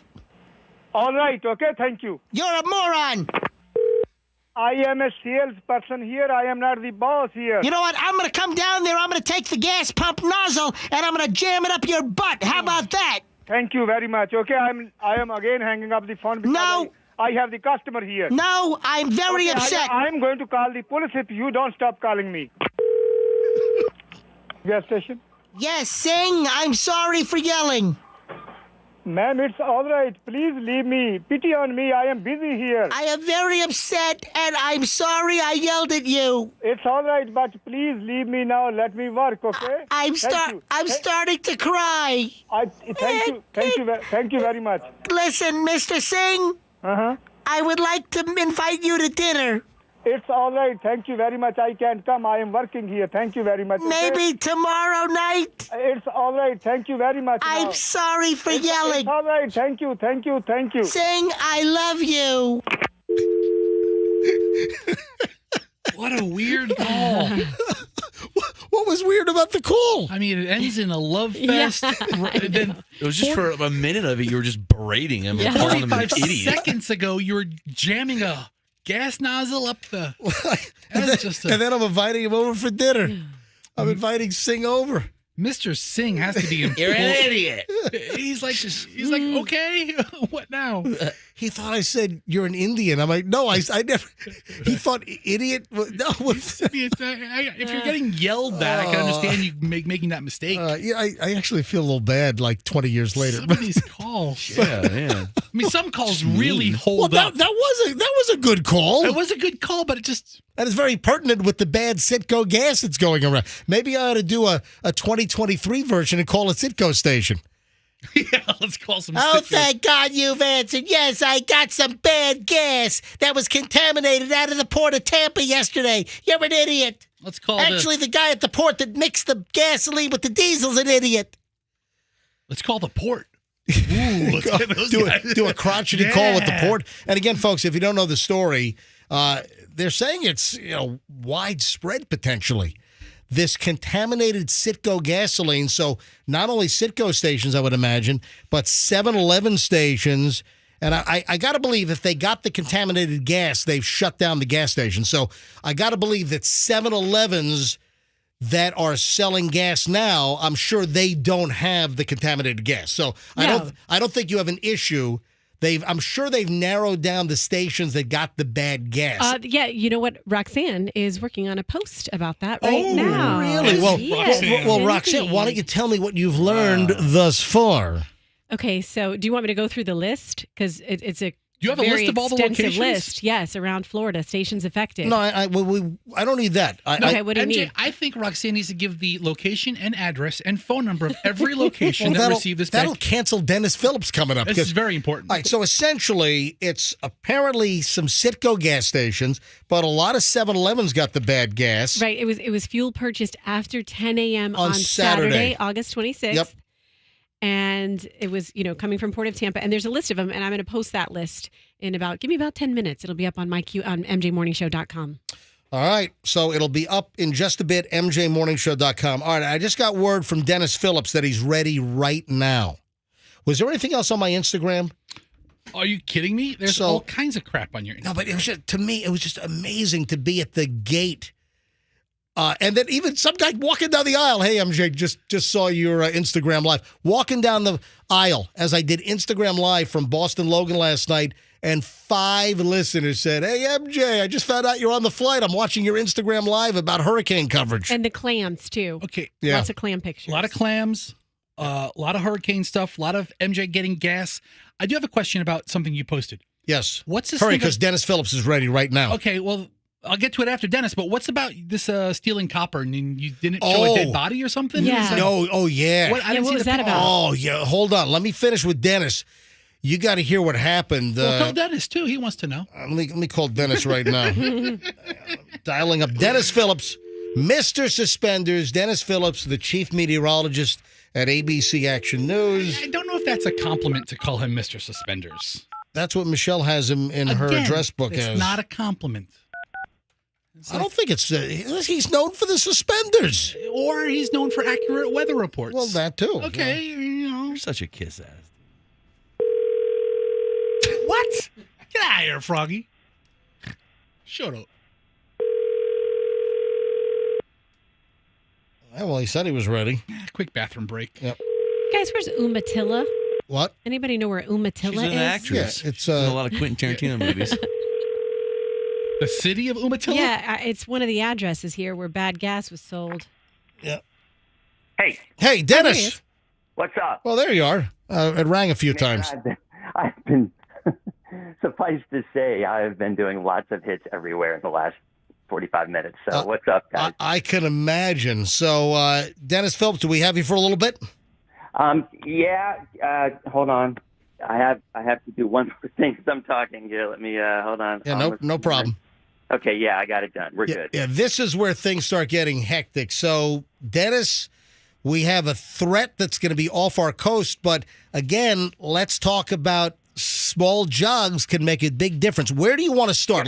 Let's just converse. And what do you want to start with for our listeners? Well, and I started last night. I started reminding everybody about how fortunate we were with Charlie, and I want to bring up Charlie because it's an important thing to remember. Back in 2004, we had a hurricane Cat 4 that was directly headed to the Bay Area. It was a Category 4 storm. The models were in agreement that it was going to come right into the mouth of Tampa Bay. We were going to have a 12 to 16-foot storm surge. Everybody, myself included, thought that that was our storm, thought it was the big one. I mean, the one that we've been dreading for the longest time. And even though the models said Tampa, even though the Hurricane Center said Tampa, 6 hours before landfall, it turned and went into Punta Gorda. And it was one of those ones that we were blessed in the Bay Area, being so fortunate, but unfortunately it hit Punta Gorda, and a lot of folks down there were not expecting it because, granted, they were in the path, they were in the fan, the margin of error, but no one really thought it was going to hit there because there was such agreement where it was going to go. And I bring that up because that's kind of where we are on the opposite end of it today. I mean, we have a path that the models are in complete agreement that this is going to go into the Big Bend. Totally in agreement. And so if it does, if the forecast is right, and there's no reason to think it won't be, other than we all know sometimes these things have a tendency to jog at the end. Doesn't mean they always do. It just means we notice them when they do. But at the end of the day, the worst of the wind by far will stay offshore. And let me explain why. If the forecast track is right and this stays about 80 to 90 miles off to our west, from the west coast of Pinellas County, let's say, hurricane force winds will probably only extend about 60 miles from the center of this storm. And the worst of the winds, when you hear maximum sustained winds 100 miles an hour, 110, 115, whatever it is, that's in an incredibly small area, maybe 10 miles. All right? So if you have the center of a storm, in this case, the eye of a storm, if it were to be 80 or 90 miles offshore, we would not get even close to the strongest winds in the Bay Area. Not even close. If you're talking 10 miles from that center, the worst is well to the offshore. You could make the argument we would not even get hurricane-sustained winds in the Bay Area. We could get hurricane gusts, though, right? You would get gusts. Right. Remember the wind that we had with Irma? Yes. If this track verifies, that's the kind of wind I think we see west of I-75. Now, Dennis, you brought up that. Hold on. I talked over you. Say that again. Okay. If you live west of I-75, the kind of winds that Irma brought, and I'm talking from Manatee County north. If you live south of Manatee County, you're not getting much of anything out of this. But the farther north you live, the higher the wind speeds are going to be. That's just the bottom line. If you live in Citrus, your winds are going to be superior, much, much higher. And we'll talk about water in a second. But the winds will be much higher than if you live in Pinellas. All right, Dennis, let me stop you for a second here. Now, you brought up Charlie from 2004 in the beginning. And, here we are. And you look at 04, and it was coming right towards us, and it went south of us into Punta Gorda. Here we have all the models seemingly verifying that. And the models are starting to have a better consensus and kind of compressing and coming tighter into the Big Bend. But again, the reverse scenario for us would be it's headed to the Big Bend, and if there's a small jog, what if it does do a Punta Gorda on us? 100%. And I said that last night in my post because that's, weather is not a perfect science. Well, maybe it's perfect, but we don't understand it perfectly. We're never going to be perfect in a forecast. So that's why I tell people in terms of prep, look, right now, we believe this is where it's going to go. Every bit of science that we have, but I think everybody knows when weather, you're going to be wrong sometimes. I don't want to be wrong and have it happen to our area, what happened with Punta Gorda, where they were totally caught off guard. So I threw out Charlie as an example because at least you still have, if it were to unexpectedly turn and move into the Bay Area, you've still got 36 hours before that's going to happen. So I'm telling people, and I just posted a really great hurricane kit list on my Facebook page that's just got some tremendous tips for things that people who are hunkering down. Because I will tell you the majority of people in our area are not going to evacuate, nor should they. The evacuations should occur for people who live in a mandatory flood zone and they're being told to evacuate. This is the biggest message we can get across. You hide from the wind, you run from the water. And if you live in an area that there's mandatory evacuation, and my guess is by far the worst of this, again, based on that current track, is going to be Citrus County northward. And Dennis, if you look at what happened with Ian last September, so Ian again was headed our way, And it also took that little turn and whacked into, Naples, Fort Myers. But you look at the most deaths with Ian last year was storm surge. Oh, it was by far. And that's my concern with this one. Again, I'll say this again. And by the way, I'm telling people, look, if you live on the coast, let's say you live from Clearwater northward. Like, I'm just picking Clearwater as an arbitrary number, or if you live in areas in Hillsborough County that you're on the bay, that you're concerned about flooding. So you don't have to go to Orlando. You don't have to go. And by the way, if you were to evacuate, you would not want to go inland. You'd want to go south. Well, I take that back. Actually, even inland's okay because you're not going to get the water and the wind. I'll say it again. East of I-75, wind is just not going to be an issue. I mean, you've got hotels that are just across from International Plaza off of Boy Scout that are in a pretty decent flood zone. Yeah, it's very true. So, I mean, if you go east of I-75, any hotel, I don't care if you're in Bartow or wherever, you're going to be fine. You will be. This particular storm, again, we could do what ifs all day long. And by the way, Ian was a very different type of storm. This is more, if this were to pull a hook, this would be a Charlie situation, more so than an Ian. And there's a lot of reasons why, but it all boils down to a front that's coming in from the south. And in Charlie, it was the exact same thing. So at the end of the day, the message I'm trying to get across is, look, if this forecast is accurate, and right now it's all we have, the models are in complete agreement on a track, and it is moving due north.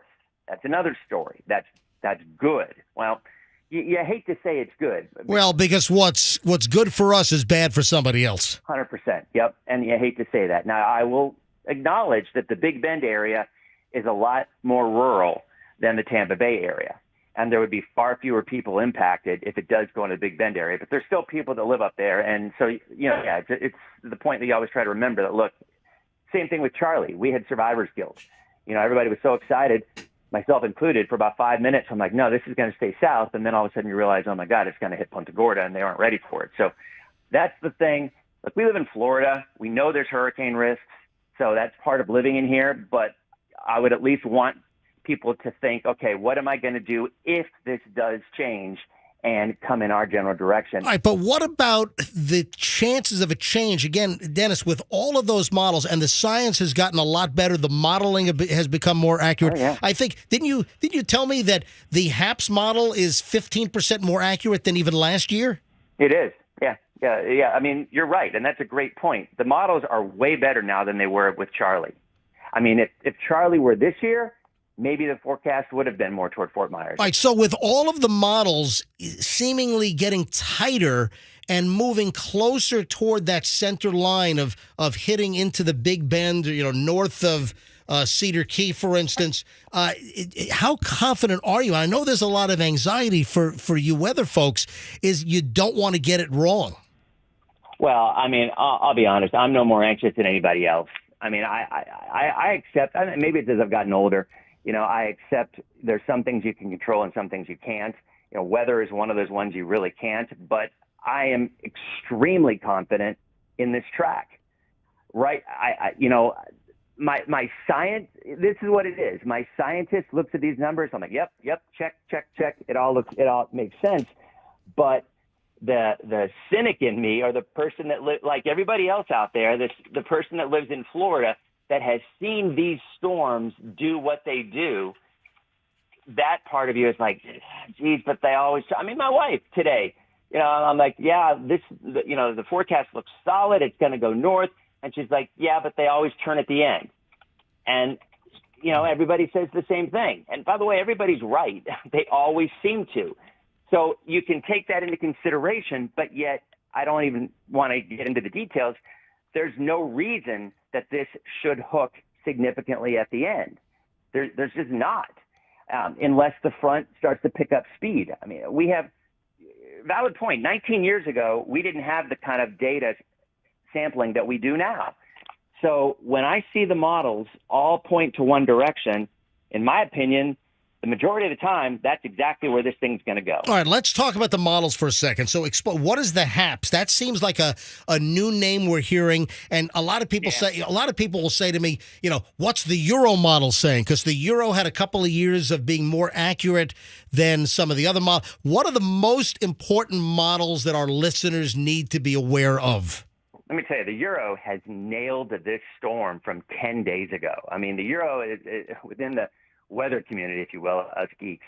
It's called King Euro for a reason. It is the best model. It is the best model. And then when people look at the maps and you see the different spaghetti strings, how is the Euro stylized? What is the name?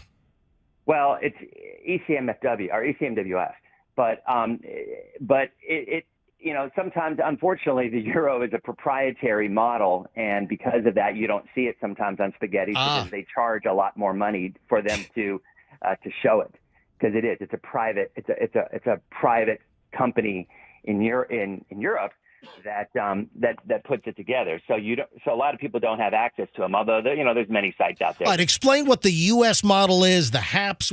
Explain those. Yeah, the U.S. model is the GFS. The HAPS is the Hurricane Analytic Forecast System. It's the new, latest, and greatest NOAA model. And last year, as you were saying, this was the press release, honestly, from the Hurricane Center. It was more of an experimental model, an in-house model for NOAA. I didn't have access to it last year. So what they do is they experiment with it, and then they release it to the public after a year of beta testing. And they did. And it came out with, I'm sitting here, actually, while we're talking, I'm sitting here looking at what it's showing. I'm about to call it up myself. But anyway, it was 15% more accurate than any other model last year. That's what they said. That's what the press release said. I don't have personal experience on it. That's just what it said. And I'm looking, I will tell you, as we speak, it is going with a landfall. Yeah, I mean, just... yeah, northern Big Bend. I mean, Levy County? 2 counties up from Levy County. Yeah. And as a 952 millibar, so that's Cat 3. That's like Dixie. Up there, you got Dixie County, Taylor County, Lafayette County is up in there as well.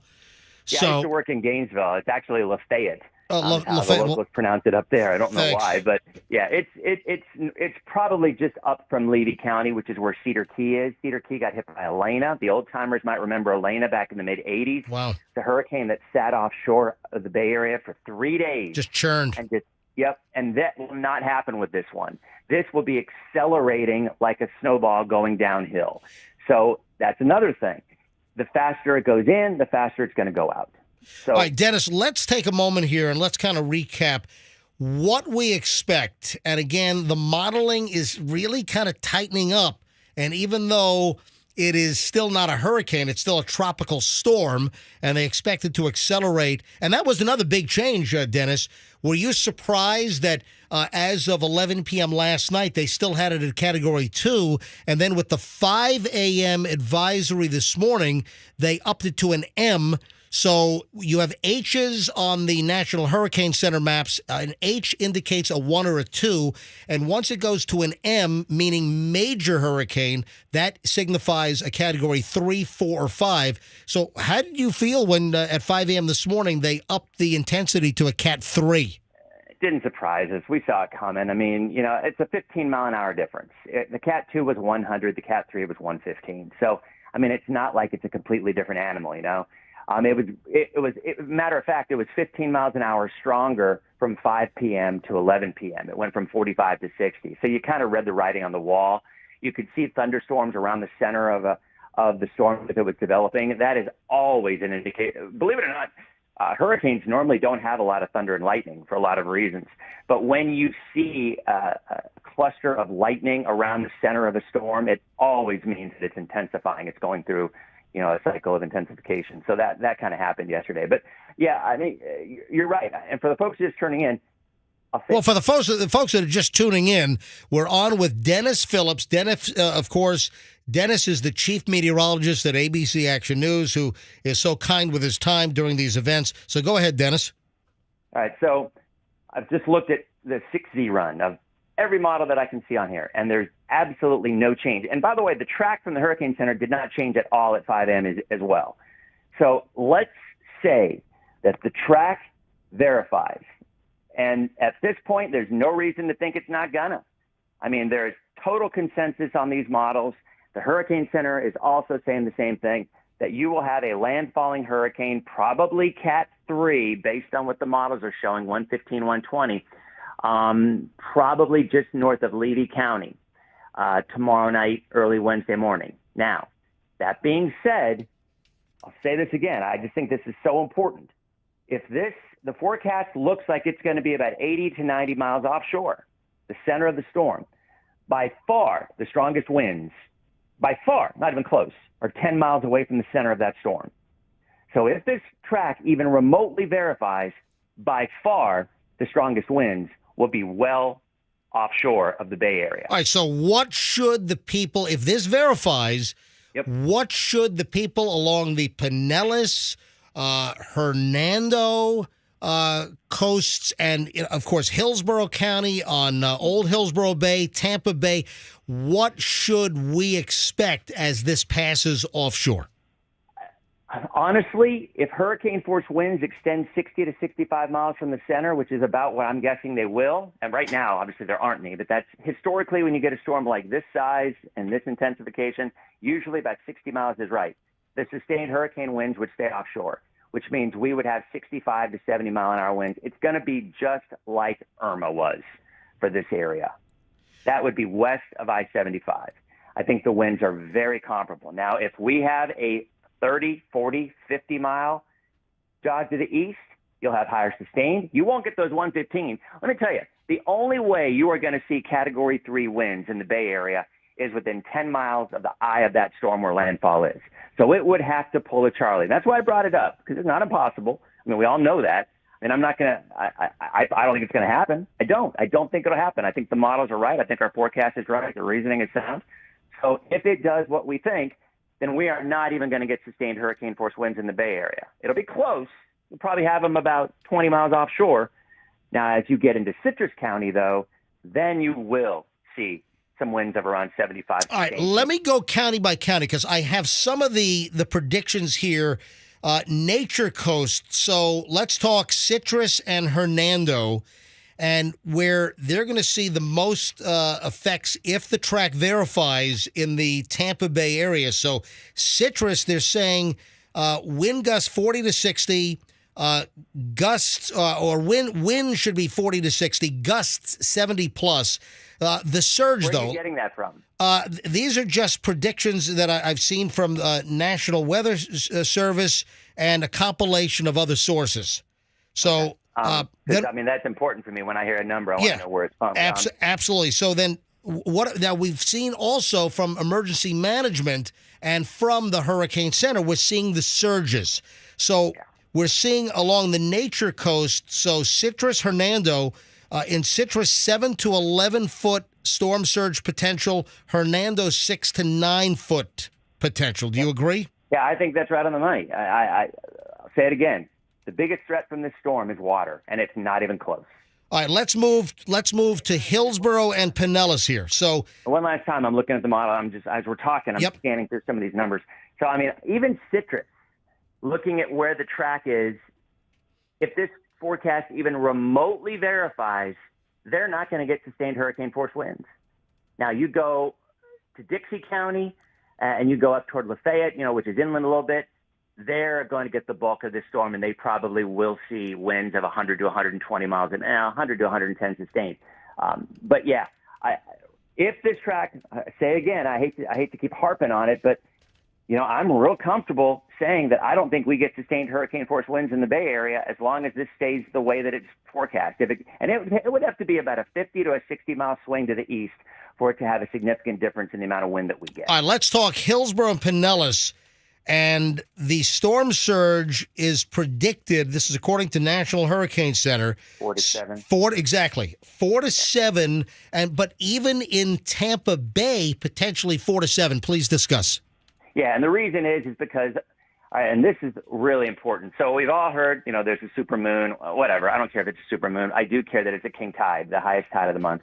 Yeah, so I mean, a lot of things are lining up here. We got a hurricane; it's going to be offshore. We've got a big full moon coming Thursday, and then, right? Yeah, and then we have high tides, which according to the tide charts, are we going to see some of the highest tides of the month? Yeah, we are. It's going to be 3 foot. And normally it's 1.7 on a high tide. So I'm looking at the times here, and these are the latest models. I'm sitting there looking at it. So this passes Pinellas County latitudinally, in other words, east to west. I would say it's 100 and that's the time frame. That's in 72 hours from now, I think. Yeah, about that. So overnight tomorrow night.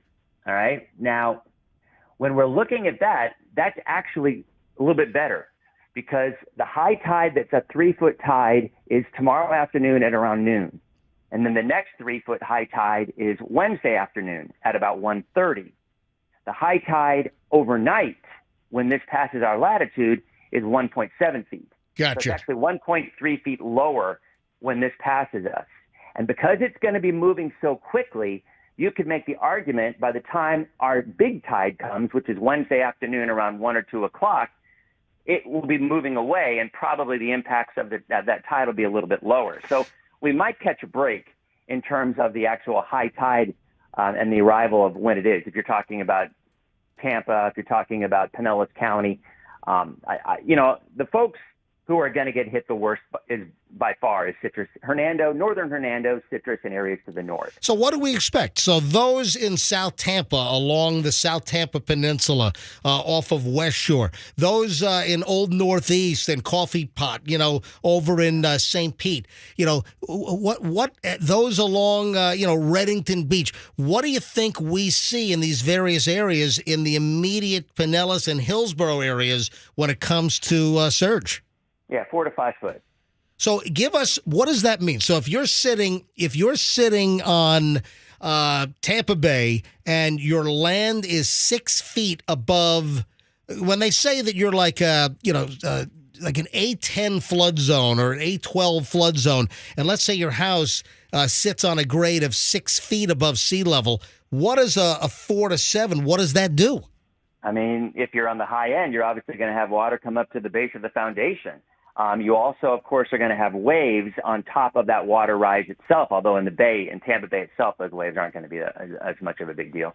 I mean, it also really depends on the angle. We all know this, the angle that the storm comes in, and it's coming in pretty much almost from a due south to north motion. I think so the areas you're talking about, I remember with Irma, because it's hard to forget, when the bay emptied out when the winds came up. So as this storm is approaching, the winds are going to be blowing offshore. So the water will actually be pushed out, and I would not be the least bit surprised if we see that bay drain again on Tuesday before the high tide actually. Yeah, I mean, that was spooky, sitting in South Tampa and looking out over Tampa Bay and seeing the water that just got sucked out, and the fact that you could walk like hundreds and hundreds of yards out into the bay where it's covered with water. Typically, it's kind of a spooky feeling. Yeah, it is. Yeah, I that 4 to 7. My inclination is it's more on the 4 foot side for the bay itself, 4 to 5. I think the timing, we may catch a break and lose about 1 to 1.3 feet of water at the time that this comes through versus if it had come through afternoon around 1-ish. Whenever it passes our latitude is when the winds start turning around and that water starts coming back in. And that's going to happen overnight tomorrow night. So, but because it's going to be picking up its forward speed, you can make the argument by Wednesday afternoon when that tide is as high as it's going to be far enough away that the impacts might be a little bit lower. But yeah, I mean, everybody's going to have to know, and they would know, I would guess, their property, where they are in terms of sea level and how high they are. And I think that 4 to 7, I think 7 would probably be closer for northern Pinellas into central Pasco County. I think once you go central Pasco into Hernando, you could be 7 to 8. And then once you get into northern Hernando and Citrus, you could be talking about, 8 or 9. I just think water, again, is this is the thing I don't want to happen, and I know everybody feels the same way. I don't want people. I don't think that wind is going to drive people away from this storm because it's going to be far enough offshore. And even if it does change path and get closer to us last minute, by then people aren't going to evacuate anyway. It's going to be too late. So you'll ride it out. So at this point, I really think, based on that track that we're looking at, unless it changes dramatically, it's going to be windy as hell. I mean, it's going to be like Irma, where we're going to have 65, 70 mile an hour winds. And so trees are coming down. Big limbs are coming down. Big limbs are coming down. Yeah. I mean, there'll be some trees down. And there's the tornado threat. And I don't want to ever minimize that, but those tornadoes, there will be some. And one hit across the street from me with Irma. And, there was a big brick wall knocked down, a big tree knocked down, and on both sides of it, everything else was And fine. you're up in Palm Harbor, right? Yeah. So, that you will see there will be increased risks of tornadoes. They're very small tornadoes, not like the ones up north. And they will knock some trees down, and there will be some issues with that. They're not going to be widespread, but there will be a few out there. But overall, if this track is even close to verifying, and I think it's gonna, MJ, I do, then we're looking at a storm that by far the bulk of that wind stays offshore. And I think we're probably looking at what we had with Irma, which is 65 to 70 along the coast. We are on the phone with Dennis Phillips, chief meteorologist at ABC Action News. Dennis, what about mandatory evacuations for the Bay Area? Do you see those coming? Man, that is not my expertise. You could tell me more than I do. I just don't know how EOs. There's some sites out there that have been talking about, everybody's going to be evacuating today. I honestly have not talked with any of the EOC folks, so I don't know whether or not that is in the cards for them. But regardless of whether it's mandatory or not, my take is for people, if you flooded with Ada, then you want to consider going to a shelter or going inland a couple of miles, because I just can't fathom someone hanging in when that water comes in like they did, as you mentioned, in Lee County with Fort Myers, when people died just because they didn't want to leave. And that we're smarter than that. We see it coming. This is not, even if it stays well offshore, we're still going to have enough water that there's going to be some areas that are going to flood. And if you live in an area that's low-lying, or if you live in a mobile home and you live in the northern counties, go inland a little bit. I mean, that's all it's going to take. Now, today is going to be a decent prep day. You should, when the hurricane season starts on June 1st, you really ought to have your kit and your preparedness ready to go. But, of course, when you have an impending storm, you need to get the food and, make sure that your cars are topped off with gasoline. So as far as preparations today, Dennis, today really is probably the best day for folks in the Tampa Bay area to prepare for whatever the effects will be. Yeah, the weather's going to be fine. You'll have no problems at all. And even tomorrow, the first half of the day, you're going to be okay. So, like I said, I would strongly suggest folks going on my Facebook page. I just posted an amazing list of hurricane prep ideas. I didn't come up with them. I got them over the years. And I literally just posted on my Facebook page. I strongly encourage you to look at them because there's things on that list that you might not be thinking otherwise. Because remember, if you do lose power, and I lost power with Irma for about 3 days where I live.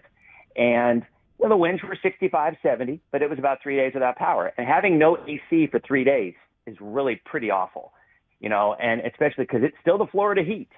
So you're living with no AC, with no water, no electricity. It's gonna suck. Now, last year in preparation, I purchased a pretty good-sized generator at Tractor Supply because I had a small Honda, which I still have.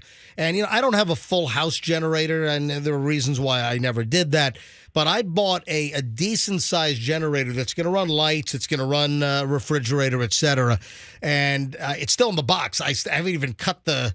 I haven't even cut the the band straps. The bands. I haven't even cut the band straps. But Dennis, if you check out my Instagram, which is Certified MJ Radio, you can see me at Wawa at 1:30 this morning filling up 41 gallons of gas in plastic containers. Yeah, that, and today's the day to do it. Today's the day to do it. There's time to get it done. Remember, if you have a generator, you got one, you've never used it before, never use that generator inside the house, inside the garage, or anywhere where the carbon monoxide convention. Right, and that happens. I mean, that's one of the things also that kills people, because every storm you hear about people that died from carbon monoxide poisoning. You know, they running it in their garage, running it in their living room, or even too close to the house outside. You can have carbon monoxide that enters. And listen, that's why I always recommend that you have a carbon monoxide detector as well, because that thing will start chirping and beeping and alert you. But that is also, Dennis, a phenomenal point that people need to worry about. Yes, Roxanne. Dennis, as far as tomorrow goes, you said it's going to get worse in the afternoon, or it's going to get bad in the afternoon. At what point? What's it going to be like tomorrow afternoon? Oh, yeah, Roxanne's got a birthday party at Clearwater Beach tomorrow afternoon. Yeah, I'm going to go to lunch there. Hold on. Say that again, Dennis. Yeah, I think they're going to be canceling that. Yeah, what time is the birthday party? Noon. Yeah, no. No. Okay. I mean, they may be Thanks, evacuating the Dennis. beaches. I forgot about that. Roxanne asked me earlier this morning, hey, MJ, I got a birthday party at Clearwater Beach tomorrow afternoon. Is that going to be a problem? I said, yeah. I said, Roxanne, I think that needs to be canceled. Okay, well, let's talk a little bit further. Dennis, do you recommend I drive into work on Wednesday? Because it sounds like it's going to be pretty bad right around Wednesday morning at 5 a.m., right? You might not be able to get in. Right? As I'm looking here, the earliest reasonable. Okay, it looks like tropical storm force winds. It's picking up its speed a little bit. It's forward speed. Tropical storm force winds are going to arrive in the Bay Area probably around noon to 2 tomorrow afternoon. That's when the leading edge of tropical storm force winds, 40-mile-an-hour winds, are going to arrive. So if you want to get something done, today's your day, or tomorrow morning before, say, 10 a.m., because afterwards, and you can drive in tropical storm force winds. But, I mean, I don't suggest having a birthday party out in the middle of it. All right, Roxanne, who the hell's birthday party is? My best friends. Okay, well, you probably should call them. Hey, Dennis, let me give you their number and tell them to cancel their freaking birthday party, all right? Yeah. I mean, I'm just going through the Hurricane Center's page as we're looking. Okay. They're actually, I take that back. It said the earliest reasonable time is around noon, but the most likely, I don't know why they break this down this way, but the most likely time of tropical storm force winds actually is probably closer to about maybe 8 o'clock. Okay. Tomorrow night. So you will have most of tomorrow to get done. But today, if you can get it done today, get it done today. So, Dennis, I should, and this is important because I will be here tomorrow. I will be here on the air with whoever is going to show up for Wednesday morning. But, Dennis, I typically drive in, 5:20, 5:30 in the morning over the Howard Franklin. Should I plan on getting here late Tuesday night and sleeping in the studio? The only way that you have to get to work is over one of the bridges. Yeah, yes. I mean, I'm in South Tampa, right? I'm near West Shore and Kennedy, so I got to take the Howard Franklin to the Ulmerton MLK exit. So should I? I mean, if you wanted to go the long way, you could go Tampa Road to 19 and take it that way. It would take you longer, but they're going to shut those bridges down. So, but you think best case is I should probably come to the station late on Tuesday and sleep on the floor, correct? Yeah, I mean, bring an air mattress. That's what we got to do. We're the same thing. We, our families aren't allowed to the station when we start covering. So, So, I mean, they suggest bringing air mattresses and whatnot, and I think you should do the same thing. I mean, those bridges will be shut down at some point on Tuesday night. And if we get tropical storm force winds by 7 or 8 o'clock, it might be even a little bit earlier. Certainly the Skyway. Yeah. So, guys, we probably are going to need to get here at a certain point tomorrow evening, and or go the long way. Yeah. You can take Tampa Road down 19. Yeah, I'll do that. So we're gonna have a little kumbaya party, a little hurricane party at the radio station with Uncle MJ here. That sounds awful. We bring our sleeping bags and air mattresses. Wow, this is gonna have. I think I'm gonna park our new X5 in the Tampa Airport parking garage. Yeah, and rent an SUV. This is what I think I'm gonna do. Roxanne getting all bent out of shape. What? Why are you announcing that? So, listen, because I give out good information to people. Dude, if you live in a low-lying area that's prone to flooding, park your car at the airport, rent a car, and take the insurance. Take this. Okay, that's what you do. It's Roxanne's like, don't. Roxanne's doing pantomime over here frantically. I don't know. Don't tell everyone that. It's Listen, not that I don't want to tell everyone. Listen. I'm not going to hold back good information for our listeners. I'm not trying to hold back good information. I'm trying to save you from getting in trouble because I don't know if you're allowed to do that. What do you mean I'm not allowed to do that? Car, I'll pay the bill when I check out. Have 2 or 3, 4 days, and you rent a car. If your house gets flooded, there you go, Avis. Yeah, listen, I'm just giving out information that I think is decent.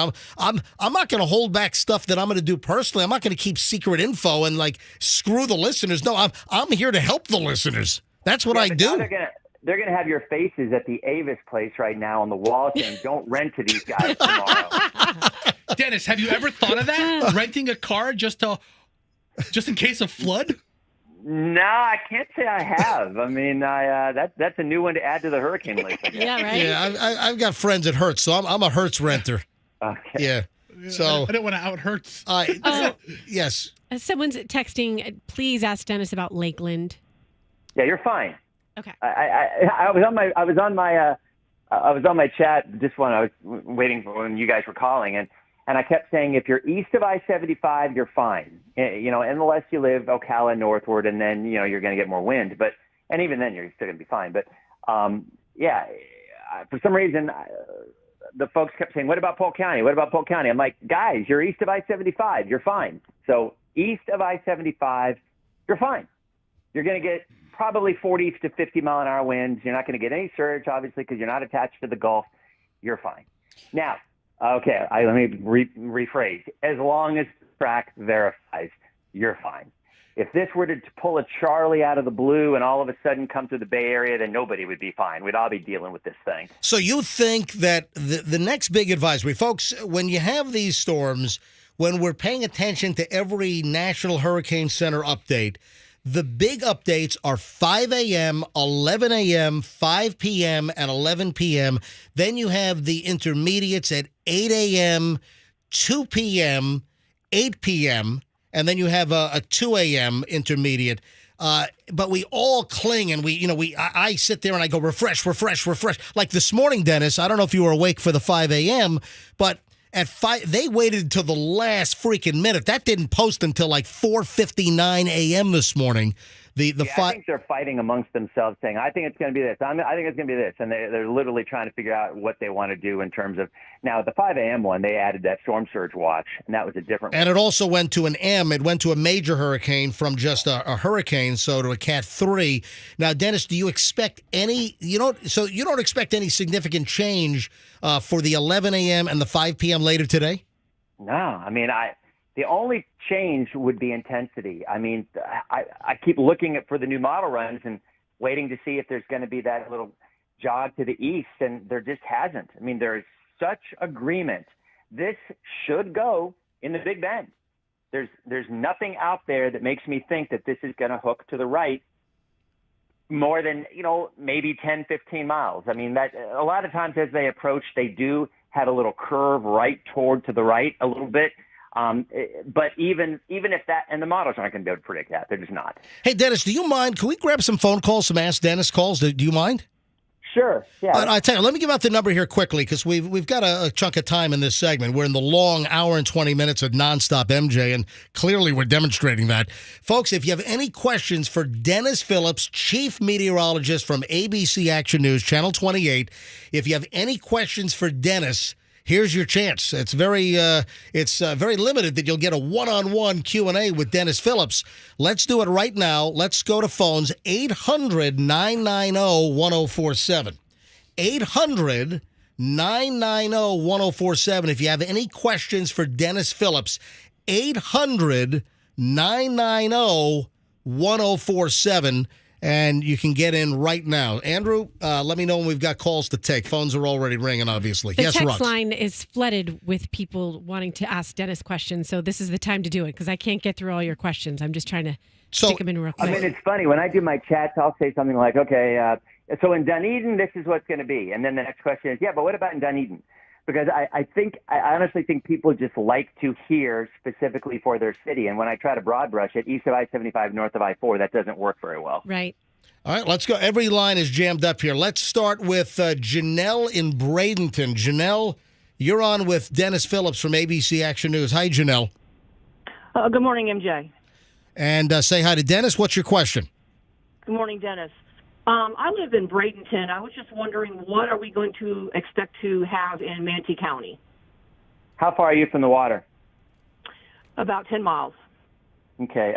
You'll see, again, every time I'm going to have to say, based on the current track, you're really on the fringe of anything. I mean, you're going to get tropical storm force winds. You'll probably see 45, 50. And if you're 10 minutes from or 10 miles from the Gulf, I don't think you have to worry about surge. I think you're fine. Okay, well, thank you so much. Janelle, thanks. Have a great one. Let's grab John in Eastern Hills.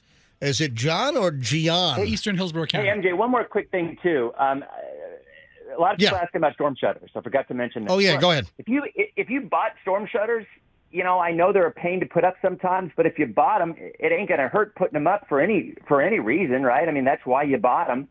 So I would never tell somebody not to put out their storm shutters, especially if they're within maybe 3 to 4 miles of the coast, because you know what happens if you happen to have a small tornado come in or whatever. So my suggestion is, if you have them, use them. But I honestly think the areas that probably would need them more would be Citrus County northward. Let's go to John, Eastern Hills, which, as Fester pointed out, is Eastern Hillsborough County. John, you're on with Dennis Phillips from ABC Action News on the MJ Morning Show. Go ahead. I'll be really brief. Are you saying to ignore the National Weather Service that this morning they put out that there would be 110-mile-an-hour gusts all the way to western Hillsborough County? I'm not saying ignore the Weather Service. I'm saying that, in my opinion, I think when we're talking about 65-mile-an-hour winds, we're talking sustained 65-mile-an-hour winds. Gusts are usually about 20 to 25 miles an hour more than that, which is what we had with Irma. If you remember with Irma, we never had sustained hurricane force winds. Never did. Correct. We had gusts in Polk County up to 100 miles an hour. But at the end of the day, do I think Hillsborough County is going to see 110-mile-an-hour wind gusts? If this storm tracks the way that it's expected to and hurricane force winds extend out 70 miles, I don't. John, thanks for the call. Appreciate it. Let's grab Kathy in Tampa. Kathy, you're on the MJ Morning Show with Dennis Phillips from ABC Action News. Go ahead. Hi, Dennis. My name is Kathy, and I live in Port Tampa, right where Western and Commerce Streets. I'm about maybe a mile and a half, 2 miles from Picnic Island. My house was built 5 steps going up, and I have a ravine ditch in my front yard from the city. Will I expect a storm surge? Boy, that's a tough one. What's your elevation? The house is elevated. I have to go up 5 feet steps going up. My AC is propped up on an incline above my ground on the side of my house. So you think your first floor is 5 feet above grade? Yeah, I have to go 5 feet up into my house, but my garage is ground level. Yeah. But I have a ravine from the city in my yard. Yeah, that's a close one. That is a close one. I mean, the Weather Service is, and I will tell you, the models on surge, not nearly as accurate as the wind ones, but with the Weather Service has gone 4 to 7 feet for Tampa Bay itself. I think that's a pretty accurate representation. I think that 7 would be closer to right along the western fringe of the bay itself as you enter it from the Gulf. So you're right on the fringe. You're probably going to have water pretty darn close, but I think you're going to end up okay. I mean, if you say you're a mile away? A mile and a half, approximately a mile and a half away. I'm the second to last street before you start going towards where the tankers come in with the gas. All right, but how far are you from the actual water of Tampa Bay? If you're on Inner Bay and West Shore and you take a left and it turns into Commerce Street where that library is, if you go down that road towards Picnic Island, I'm the second to last street, Morton Street, towards Picnic Island. All houses. So how far? So how far? I know your general. That's where that old library is. So how far away are you from the actual water, from the shore of Tampa Bay? How far is your house? I want to say 2 miles from Picnic Island where people load the boat. If you're 2 miles in, you're going to be okay. Thank you, sir. All right. Thank you, Kathy. Appreciate it. Wilfredo is in Apollo Beach. Wilfredo, you're on the MJ Morning Show with Dennis Phillips from ABC Action News. Go ahead. Hey, good morning, guys. Yeah, I live in Apollo Beach, and I'm like maybe a little bit less than a mile away from the water. How bad is it going to get over there? Yeah, I don't think anybody, if you're a mile away, I just would not expect water to travel that far. I just wouldn't. Even with Ian, that devastating surge really was only within about 300 yards of the Gulf of Mexico. So, if you're a mile away from whatever water, heck, I'm a mile away in Palm Harbor from the Gulf, and I don't think we're getting any water anywhere around here. I'm not going anywhere. I'm not sending my family anywhere. Yep. I think if you're a mile away, I think you're fine. You're when I say fine, you're not going to see structural damage or water rising up to your house. When we talk about a storm surge, we are talking about literally people that are on the water. Really, we're talking about people look out their backyard or their front yard and they see Tampa Bay or the Gulf right there. Right, or you're a block off. One block off. Thanks for the call, Wilfredo. Let's grab. How about Sabrina in Hudson? Sabrina, you're on the MJ Morning Show on Q105 with Dennis Phillips from ABC Action News. Go ahead, Sabrina. Hi, good morning, Dennis. I am in the Hudson area, and I'm about a mile away from Hudson Beach. What do you think? Pasco is a real tricky one. Let me tell you, back in the mid-'90s, there was a tropical storm, Josephine. And I moved here in 94. And I'll never forget this. It was just a tropical storm, kind of like Ada. And I was driving along US 19 near Hudson, just to the south, and we had water waist deep just to the west of US 19. So that was an interesting area where that water really came up more than I had ever seen it. So I will tell you, the geography of Pasco County, especially northern Pasco, I think there could be a 6-foot surge in that area. So did you flood? Were you here in 95 when Josephine hit? I was not. I was actually on the East Coast. Okay. What about with Ada? You probably didn't flood with Ada, I wouldn't think. I don't believe so. My husband said that he had one that they actually had to evacuate probably about 10 years ago. But this one, it's really scary right now. Yeah, I just because I have knowledge of that area, and it hit me really hard in the mid-'90s. Like I said, when I saw water thigh deep off of US 19. So, if they're telling you that, I'm not as concerned about the wind, even though the wind is still going to be gusting over hurricane force. That's not going to do the kind of damage that water will. And if you're in Hudson, you're right on the fringe of what I think could be a kind of a significant surge. If you're a mile away, it's not going to be as bad. But, boy, I do remember, I don't know how far I was from the Gulf. I probably was closer than a mile. But, if I'm on 19 and I'm looking west to the Gulf, how far is the Gulf from 19 just south of Hudson? Are you east or – that's a really good dividing line. Are you east or west of 19? I'm west of – well – I'm going to say east in Beacon Woods. So okay.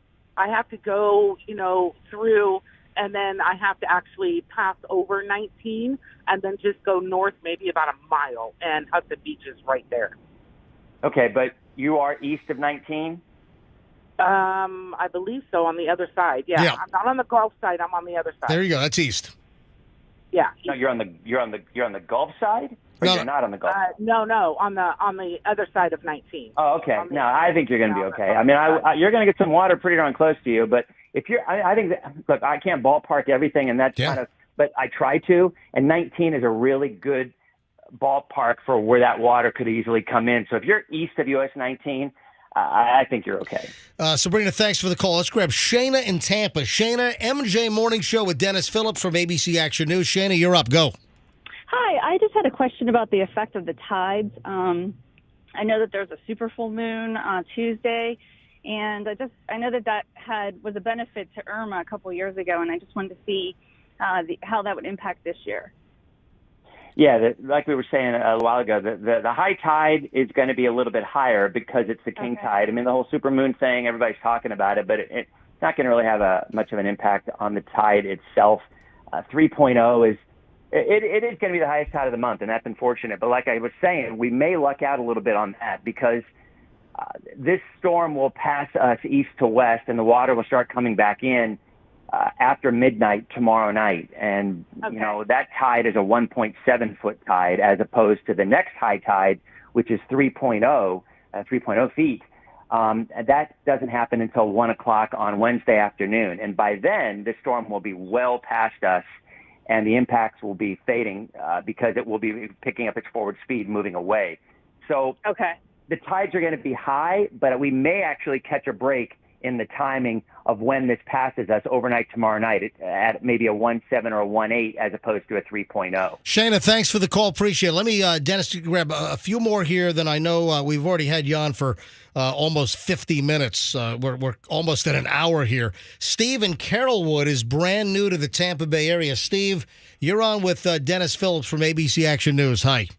Hey guys, I appreciate you taking my call here. Hopefully you can hear me okay. I'm driving. Yeah, you're fine. I just actually moved here from the Iowa area about 2 weeks ago, and I'm not asking pinpoint what's going to happen and so forth, but I'm just trying to get an idea, even if it were to shift a little bit. I mean, what exactly would we, what Where would do it you live? entail here? Yeah, Pretty much right off the Dale Mabry. You're in Carrollwood, correct? Correct. Okay, Carrollwood.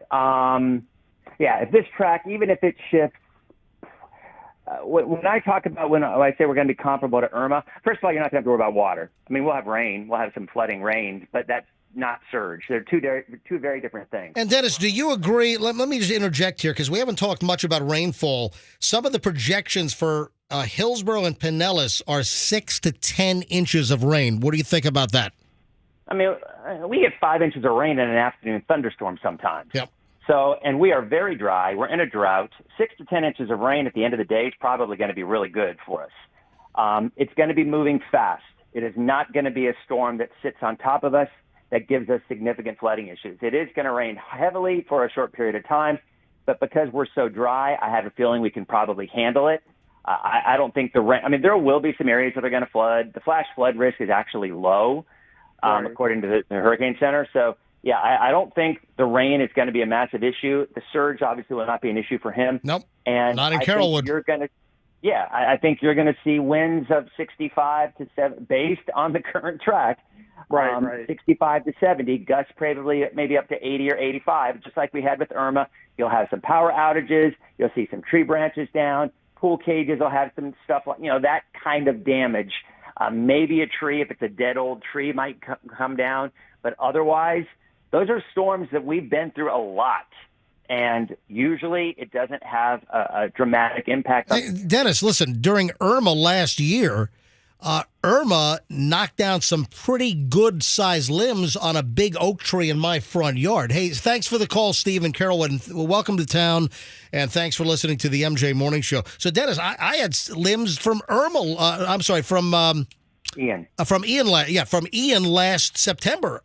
Ian knocked some good limbs off my oak. Yeah, I mean, Ian, the winds were even lower than Irma was. I mean, I'll tell you, And what's with all these eyes? What is all these eye storms? Why?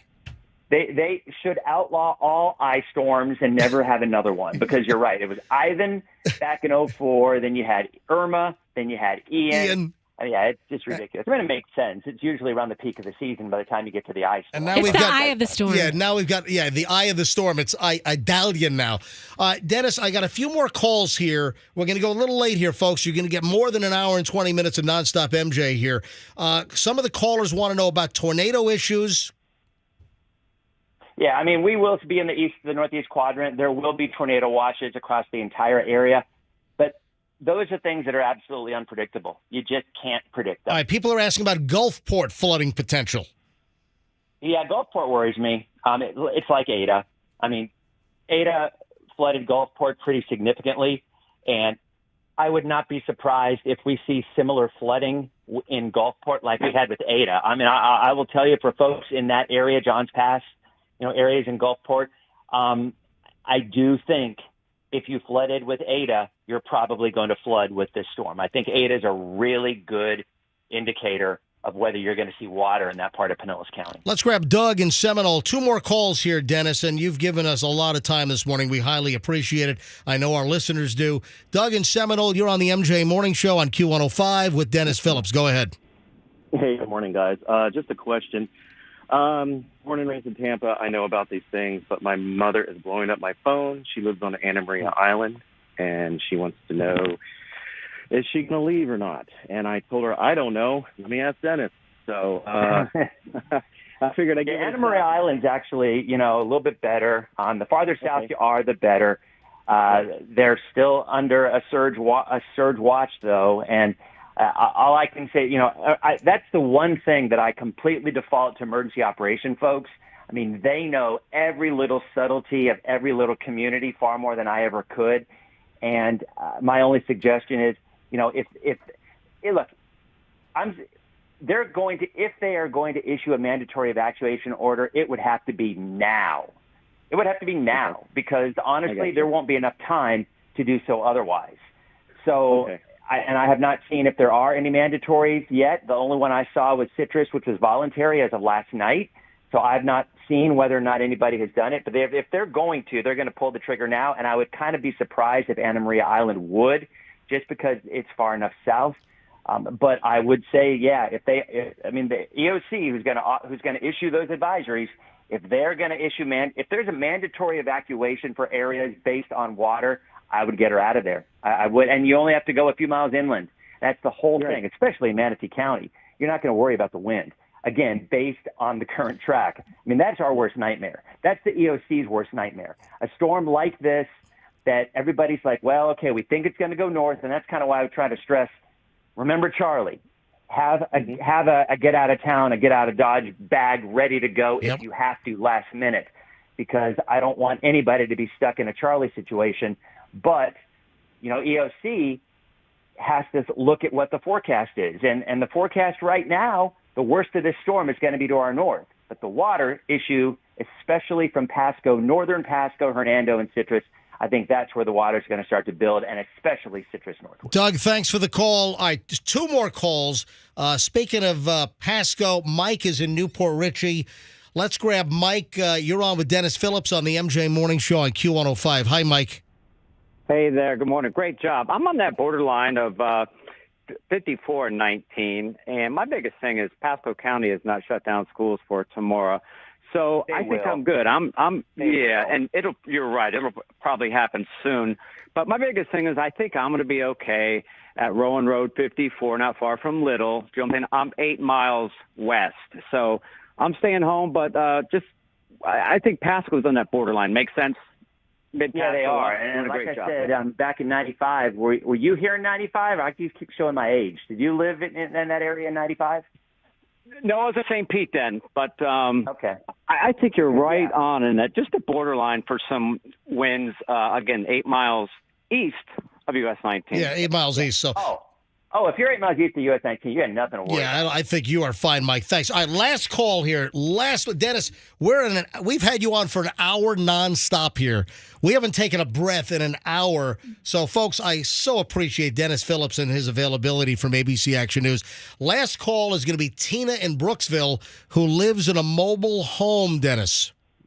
Yeah, that's a great question. Tina, welcome to the program. Say hi to Dennis. Hi, good morning, folks. Good morning, Dennis. Yeah, I'm in a mobile home, and I'm in Brooksville, so I'm concerned.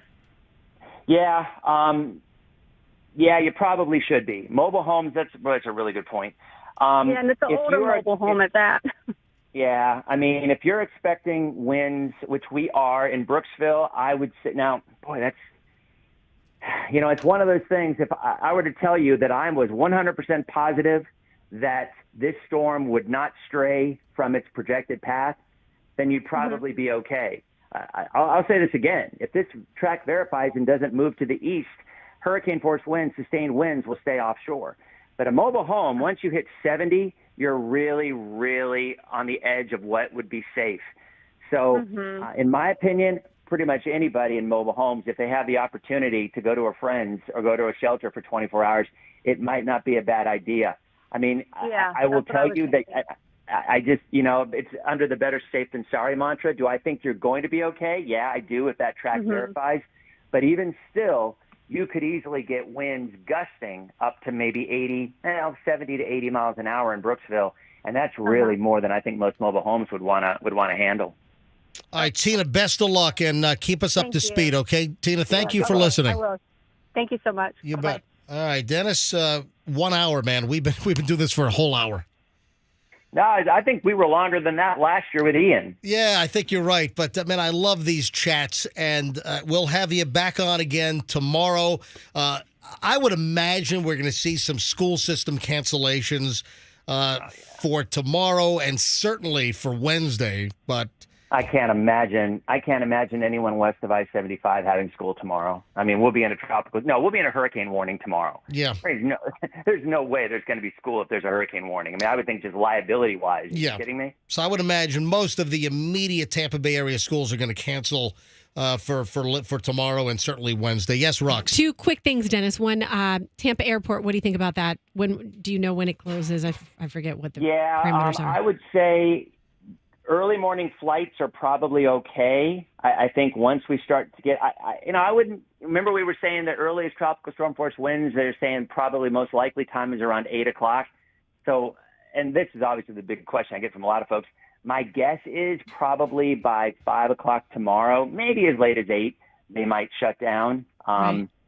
They definitely will on Wednesday. I was going to shoot a little earlier. I think we could see. I think we could see noon to 2 at Tampa International tomorrow. But yeah, you might be right. Yeah. I mean, you really will. I'm just thinking out loud when the tropical storm force winds, but maybe they want to shut down before we get tropical storm force winds, right? And then probably back up Thursday. Okay. Dennis, all your fans love you on text line. They're like, "Oh, tell me love them." Yeah, Roxanne has gotten hundreds and hundreds of texts while we took these phone calls. So, Dennis, ABC Action News, Chief Meteorologist Dennis Phillips. Dennis, we will talk to you tomorrow. Sounds good. Appreciate it. Be safe, guys. Thank you, Dennis. All right, bye-bye. Look at that. I mean, who does that? Who around here does this? An hour and 2 minutes nonstop with Dennis Phillips taking your phone calls. Of course, the MJ Morning Show with absolutely the best radio hurricane coverage in the entire Tampa Bay market. No one comes close to what we do.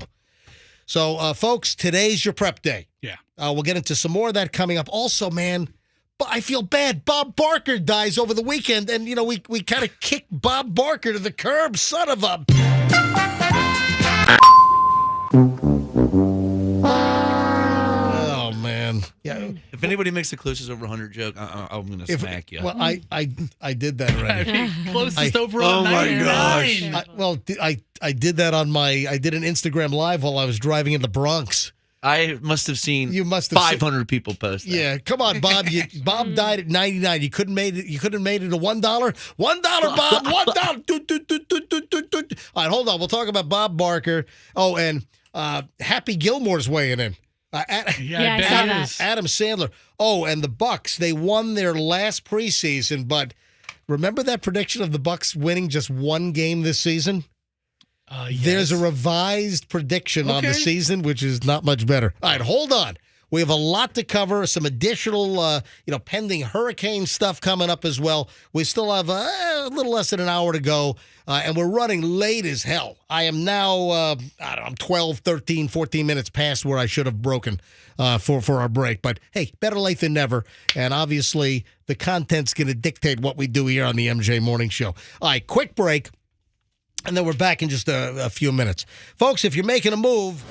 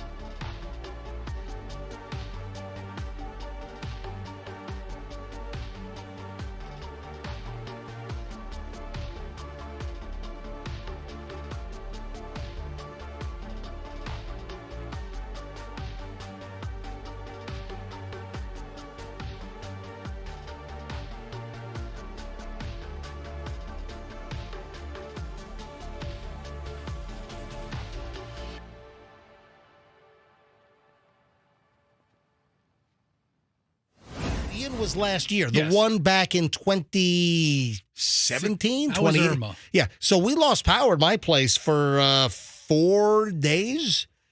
You know, we lost power. So I've got my gas ready to go. Fester, you had, and folks, if you want to see me at Wawa at 1:30 this morning. We flew in from Boston last night. We didn't get into Tampa International from Boston until 11:36 or so. You know, it wasn't until after midnight, 12:20 or so, I got home, did some show prep, and then I said, you know what, Michelle, why don't we beat the mad rush of people filling up cars and gas tanks and gas cans later? So we went out to Wawa on Dale Mabry at 1:30 this morning, then got home. I got 2 hours and 22 minutes of sleep last night, so I'm a little tired. I got my workout, by the way, at X-Force coming up in a bit. You better do it today. You may have to miss your Wednesday appointment. No, I don't have a Wednesday. I've got Monday, Thursday. Oh, well, cool. Thank you. Is my schedule. That's what I got going on. All right, so Fessa, you had a question. Speaking of my Instagram, you had a question about, I believe, the transformer box. Yeah, so you put this Yeah, picture of this. What would you like to know about this? It says, "Don't steal copper." Yeah. And then you these green boxes that you see all through neighborhoods. What the hell happened? Yeah. Well, then it says you tastefully cropped out yeah. the body. Where'd you get this picture? Hang on. Let me read the caption. And this happened in Hillsborough County, and this is a very sad story. Well, I guess there was instant justice doled out. I don't know if it deserved the electric chair on this, but that's essentially what happened. A guy with a hammer busted into a padlock on a Tico. These big, I don't know whether they're transformers, those, not the little green box you see in the neighborhood. These are near an industrial park in Hillsborough County, and a guy tried to break into this big green metal rectangular Tico transformer box, if that's what you call it, trying to steal copper or whatever, and the guy got blasted, and it blew his head off. And really? the guy was deceased on the scene. Man, that's a strong impact. So, folks, don't steal copper. So my warning is, warning! This is my caption. Do not try to steal copper. Hillsborough County has one less resident today after a man broke into this transformer box and blew his head off, high voltage. I have tastefully cropped out the body on the right side of the picture. Don't be stupid. This dude got fried up like my clam photos. Ew. Well, I had my fried clams up in New England this weekend. It makes good sense if you Those- follow his Instagram. Right. But those are delicious. They are. Yeah, this is not delicious. Ooh, but- Froggy Caruso here. Whoa. Looks like this guy got fried just like the clams we had for lunch. Thank you. Froggy Caruso. Oh, jeez. Looks like this guy really lost his head.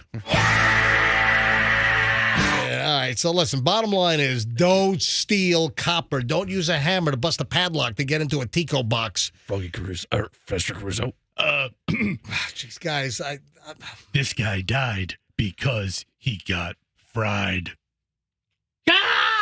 No, we don't just rhyme. Dude, he's not a rhymer. He's Dude, not Dr. Seuss. Sometimes he rhymes. Can I just dump that whole thing? Sometimes he rhymes. Can I just... MJ, what is this? You know, I'm trying to make a joke. Yes, Rox. I Why are we joking about this? I don't know. I'm doing a public service announcement. I'm trying not to make a joke. You're the one who brought up the Caruso CSI Miami's in the first place. So anyway, This is a real copper stopper. He wasn't a cop. No, he was stealing copper. All right, listen, Fess, just I quit. have one. Oh, I'm done with this. Roxanne Caruso, please. Yes, go ahead, Roxanne. To solve the case of the copper thief, looks like we're going to need some good coppers assigned. Little wordy. No, that's not worthy of a. Okay, Froggy sucked too, All okay? right. Lost his head? Please, he blew his head off. Guys, you're gonna have to submit all this crap in writing. That was easy. That was too You have to easy. submit this crap in Whatever. writing to It me. all comes back to go to MJ's IG. in the future. No, but seriously, I have the picture of the metal box, and I did crop out the guy's laying dead as a doornail to the right of the box. Just got zapped. Why don't you get closer? Don't steal copper, folks. Don't break into Tico. There are all kinds of warning, high voltage, 1 million volts or whatever the hell it is, 10,000, 20,000 volts. I mean, don't mess with this stuff. And it's just here's a guy that's he's alive on Sunday in the morning, and he's dead by late morning. Wakes up and So that goes. Poor bastard. now he's asleep forever. Poor bastard. He Yeah. was breaking the law. No, I mean, listen. A lot of people say, instant justice. let him lose a hand. You need to lose your life. Listen, I don't want Trip a Day to get lost in this.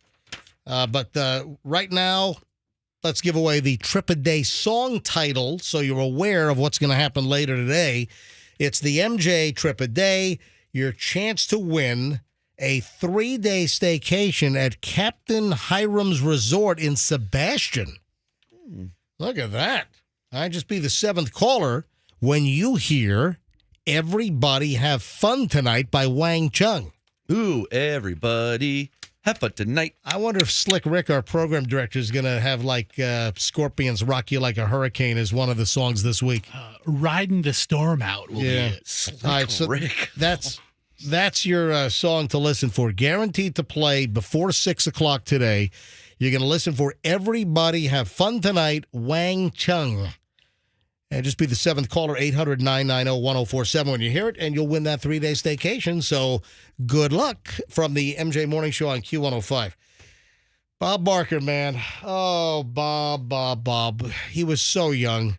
Bob was 99, and he could not make it to 100. Bob Barker! Come on down! You're the next contestant at Forest Lawn. Well, what's the name of the guy who hosts it now? Drew Carey? I wish he died instead. Come on, Froggy. He's so boring. Yeah, I don't really care for Drew Carey as a host, but I don't want him to die. What's the matter with you? Cancel the whole series. It's a different vibe. Yeah, it's boring. You know, the Price is Right, just not the same without Bob Barker. You never knew when Bob was just going to grab one of the girls' ass. He never grabbed girls' butts. No, he Read didn't. a couple stories. Behind the scenes. Get over here, sugar bleeps. So, no, that was Mel Gibson. Yeah, he learned it from Bob Barker. No, he didn't learn it. Don't disparage Bob Barker. You know what Bob Barker did do? He loved animals. Yeah, don't PETA control the pet. loved him Control the pet because- population. Make sure you get your pet spayed or neutered, right? Right. He was a vegetarian before anybody else was a vegetarian. He was doing Look what that. it did for him. Yeah, that's true. Kept him almost alive here, almost to 100. And he told people not to go to SeaWorld. He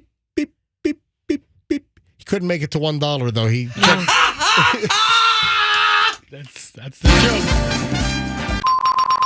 Everybody thinks they're so clever when they say that. I said it Just first go- on Saturday. On Saturday, I said it first. All right, so a couple of Bob Barker cuts. He said it first. Of course, the Bob Barker scene in Happy Gilmore. How you doing, Happy? I'm Bob Barker. Looks like you and I are going to be playing together today. All right, Happy. Nice and easy. That was not nice and easy. Oh, that's like the putting game. You know, when he does a little putt. You know, he was like 76 when he did that. Oh, yeah. This guy sucks. This guy sucks. I can't believe you're a professional golfer. I think you should be working at the snack bar.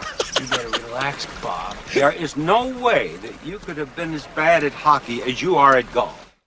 There's some great lines. Oh! I think you've had enough. No? Now you've had enough, bitch. Oh, Andrew, where's The Price is Wrong, Bob? The Price is Wrong. But that wasn't his Bob. line. I know, but Happy. That's the quintessential line Yeah, of but the. He says the price is right. That's bitch. why I put that. I put that in the email. Give me Right? The Price is Wrong, Bob. That's Adam Sandler that says that. And then of course some quintessential Bob Barker. I've never had a contestant give back $5,000. $5,000, Brian. Oh, Brian. Could we change the rules of the game? You know, he gave that up and he got $10,000.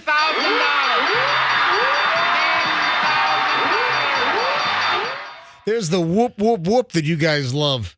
Have you ever gone to The Price is Right when Bob was hosting? No, I was on the Hollywood Squares when they did Radio Week, and that was shot in that same studio. So I was on the same stage when I did Hollywood Squares when they did Radio Week. Now be sure you get it all the way around or it doesn't count and you don't get spin again. That'll be fine. $5,000 for a green section. $10,000 if it stops on that dollar. $10,000 if it's... You got it! There's the whoop whoop.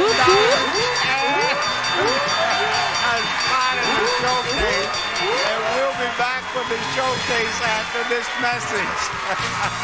Look at that. And then, of course, it's always exciting when somebody comes within the correct dollar amount and they win both showcases at the end. Yeah. In the showcase showdown, as we remember Bob Barker dead at the age of 99. Now, Vicky, so long as you don't go over, you win your showcase. Your bid is $2,100. Vicky, the actual retail price of your showcase is $2,168. You win both showcases. That sounds so. Hold on a minute. How old is that clip? When the showcase showdown is only valued at $2,100. It sounded like he was doing more of a talkie voice back then. They've got a vacuum cleaner that's worth $2,100 in showcase showdowns these days. He's been hosting the show since the mid-'70s? And then, of course, we'll leave Bob with this. Bob Barker reminding you, help control the pet population. Have your pet spayed or neutered. Goodbye, everybody. Yes. Better than your joke, MJ. I like he made it as close to 100 without going over. Oh yeah, like the mountain climber game. But when Bob did expire, this was the sound. That's insensitive. Should they play that at his funeral? I mean, really, that's what they should. Absolutely. Absolutely. Bob, rest in peace. And Bob. And then you get the Bob Barker shove. And we'll have more pricing games coming up next. With the big, they ought to give the Bob Barker shove to his casket or his urn. Yeah. And tip it over. You know what? They're going to bury him right next to Rod Roddy. Oh, yeah. And who was the original guy was Louis Anderson? Olson. Johnny Olson. No, Louis Anderson wasn't involved with the Price is Right. I'm pretty sure I hosted. No, Louis Anderson, you never did the Price is Right. I'm pretty sure I did a couple fill-in ups. All right, 9:24 at the MJ Morning Show on Q105. I'm trying to get back on track here. We have one final chunk of the MJ Morning Show next here on this special kind of hybrid hurricane content mix version of the MJ Morning Show here on a Monday. Folks, today's your prep day, though. Seriously, get your gasoline, get the food stuff. I would imagine the supermarkets are going to be a mess later today. Yeah. We ought to take. You know what? We ought to take some phone calls in the next segment as far as what were the supermarkets like yesterday, and is stuff already off the shelves and out of stock. So hold on, we'll grab some phone calls next here on the MJ Morning Show. Final chunk of the program in minutes.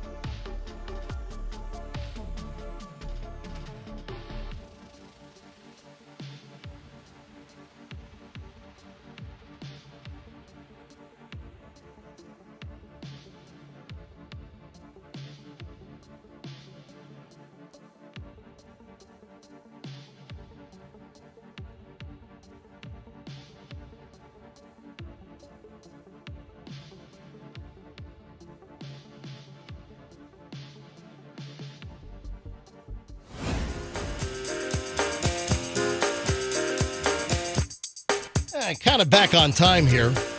9:32 at the MJ Morning Show, the final chunk. And, of course, Q105 will have you covered all day long. We will have you covered all day tomorrow. We'll be back again, obviously, with the MJ Morning Show. Full coverage. Dennis Phillips will join us again for an extended segment, as we'll have much more information. But, you know, everyone seems pretty confident in the forecast track. And again, those models really usually have a lot of the models that are all over the place, but these models all really came together. Even a few of the stragglers came together. There's still like one straggler or two stragglers that I see out there, as there always is. But there seems to be a consensus with the worst of this staying offshore, but still a wind, a storm surge event. Do not downplay the potential for problematic storm surge along our coast, even though the forecast at this point, it could change, is set to head more toward the Big Bend, and the bulk of the bad effects of Adalia remain pretty significantly offshore. But still, we're going to have some hurricane gusts seemingly, and certainly flooding and storm surge potential. So don't drop your guard. I'll tell you what I'd like to do here in the final chunk of the show, and I've got to go through some of my other material we didn't get to, non-hurricane, so maybe we'll do a little lightning round here in a second. But or I'll do that while we screen some calls. Just out of curiosity, as you're driving around this morning, it's 9:30, are you seeing any enhanced activity at gas stations? Are you seeing gas stations with lines?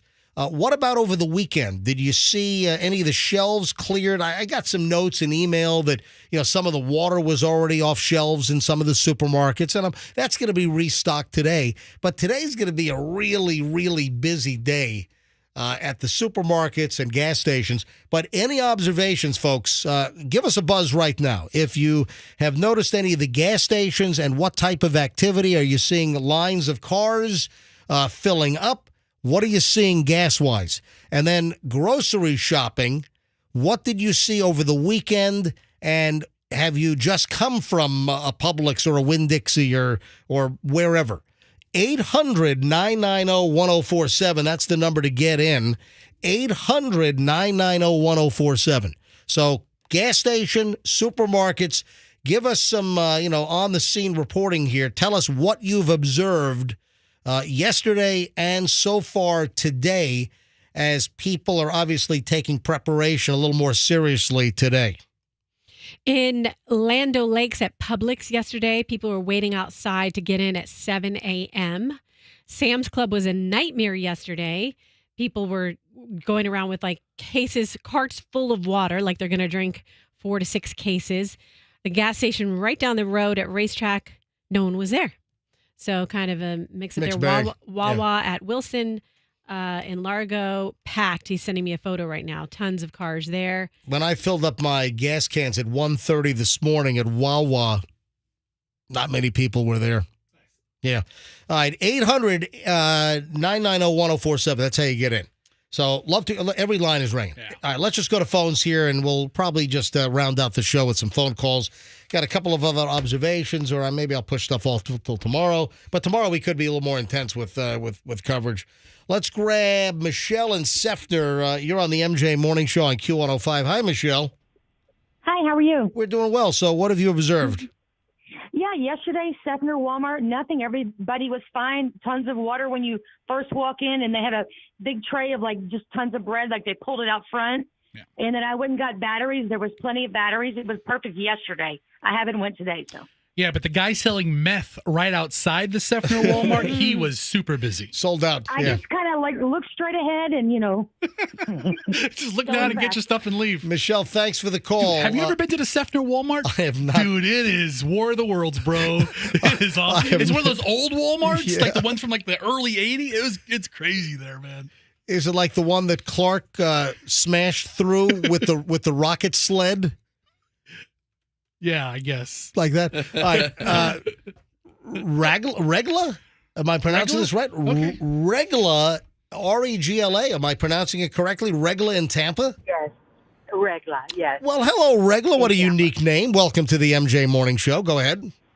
Thank you. I was just at Target this morning, and the whole bread aisle was completely empty. Yeah, I mean, we're going to see that, and I'm sure they'll get restocked during the day, possibly. So which Target was it, Regla, where all the bread was gone already? Jill Mabry and 275. Oh, yeah, in Walters Crossing, yeah. Walters Crossing, yes. Yeah, where I used to have the Whole Foods downstairs. All right, Regla, thanks for the call. You're welcome. Appreciate Have a it. good day. You too. That opens the line, 800-990-1047. Food, gas, what have you seen? People behaving well? Because inevitably you're going to have some arguments. You're going to have some fights. Someone grabbing the last pack of batteries or the last gallon of Zephyr Hills on the shelf. That just opened the line, 800-990-1047. What have you experienced as far as gas and food shopping? George and Brandon. Hi, George. Hola, Todd. How are you doing? Doing well. Go ahead, George. I was at the Walmart, and some guy kept buying up all the 5.7 millimeter ammo. I thought it was you. So it did really good. Hey, George, I don't think Walmart sells ammo anymore. They do. They've got some, just not like pistol rounds and rifle rounds. They've got some. But I'm not sure if you remember me. We did a combat shoot, it must have been 6 years ago at the Wyoming Club. You advertised for our Special Operations Warriors. Oh, yeah. Yeah, absolutely. I was on your team when I shot your gun, your little 5.7. Fantastic. Yeah. Oh, that's right. Yeah. Long time, brother. Yeah, the FN 5.7 is a nice little piece. All right, go ahead, George. George, you picked a hell of a time to call in to go down memory lane. We have a storm coming, and here you are. I listen to you guys all the time, and I got to call Todd. I got to say hi one of these days because it's been a long time. Yeah. But, he shot pretty good. So let's call the day before a storm. Yeah. Yeah, I'm going to put on a side. You loot, we shoot. So, all right, George, go. All right, so, George, where have you been, and where are you not seeing lines, apparently? Brandon, up and down 6, it looked pretty clean. They're clear. Gas stations are in and out easy. The Walmart was clean. Even Home Depots, they weren't packed either. I drove right past them both, Home Depot and Lowe's. Excellent. George, thanks for checking in after all these years, buddy. Roger that, buddy. You too. Take care. Thank you for listening. Lisa and Dunedin. Lisa, you're on the MJ Morning Show. Hi. Hey, good morning, guys. How are you? We're doing well. Thank you. What are you seeing in Dunedin? Well, yesterday, my husband and I went out, and I had my arm in a cast, and there was food everywhere, but I was tired. And today he's working, so I decided, well, I'm going to put in an order. Publix doesn't have any milk, bread, eggs. Walmart doesn't. Winn-Dixie doesn't. Oh, so you're trying to do Instacart? I'm trying to do Instacart, Walmart delivery, anybody. What about the Kroger delivery? Nobody has anything in Dunedin. Wow. We're at no water, nothing. Not even Dollar General. And Dunedin's closer to the coast. People might be a little bit more concerned than they are in Brandon. No, I get it. Lisa, good luck. Call your husband. Tell him to help you out. Oh, well, he's coming home at 10:30. All right, well, that's less than an hour away. All right, Lisa, good luck. Thank you. You guys too. Thank you. Let me grab Richard in Dunedin. Well, hold on. Richard says he's not seeing any shortages. Let me grab Richard right as a follow-up call. Richard, you're on the MJ Morning Show on Q105. Hi. Hey, MJ. How you doing? Good to talk to you. Yeah, I live on the Dunedin Causeway. I'm in the middle. Are you going to get the papers? Get the papers? You're in Dunedin. You should give Sandy a call. I got up this morning, and I figured let me get out early to see what I need to get. Some gas in the car and some bread and some cold cuts. And, it's typical. You got a couple of guys buying 50 gallons of water that the manager tells them they can't buy, and then they have an argument. Yeah, a lot of times they limit you to a certain number of gallons. That's Publix, which is okay. But, I go to my local gas station guy, and what was interesting, the most people that were there were all filling up their metal cans for their gardening companies. That was... That's where the lawn crews were there? Yeah, the lawn crews. Well, listen, hey, to be quite honest, the lawn crews, they get hit pretty heavy for cleanup after you have the effects of a storm. So they need their gasoline powered equipment, have enough gas as well. So don't think that the lawn crews don't need gas. They need stuff for the cleanup and the aftermath. Yeah, but it's. I don't see anything major going on here. It's pretty calm. Could you go to? Was it Lisa, the last caller? Yeah, she's in Dunedin as well. Yeah, go to her house right now. She's got a cast on her arm, and bring her some water and bread, would you please, Richard? Thank you. Let's grab Barb in Lakeland. Barb, you're on the MJ Morning Show on Q105. Hi. Hi. Just left Sam's, and they have a limit of 5 waters. It wasn't nutty. They were pretty organized. There were not many waters available. What was the crowd like at Lakeland Sam's? Busier than normal. I'm there most every day because I own a small business. Mm-hmm. It was busier than normal for sure, but not insane. So they're limiting you to 5 cases of water? 5 cases, whereas typically when it's a hugie, there's 2 cases available. Gotcha. Barb, thanks for the call. Sandy is in St. Pete. Sandy, you're on the MJ Morning Show on Q105. Hi. Hi, good morning. I drive for Instacart, and I drove yesterday and today. I only do Sunday and Mondays. Yesterday, Sam's Club, there was no limit. I was getting orders of 6-8 cases per household. Today, I have not ran into any limits. I've only done Publix this morning.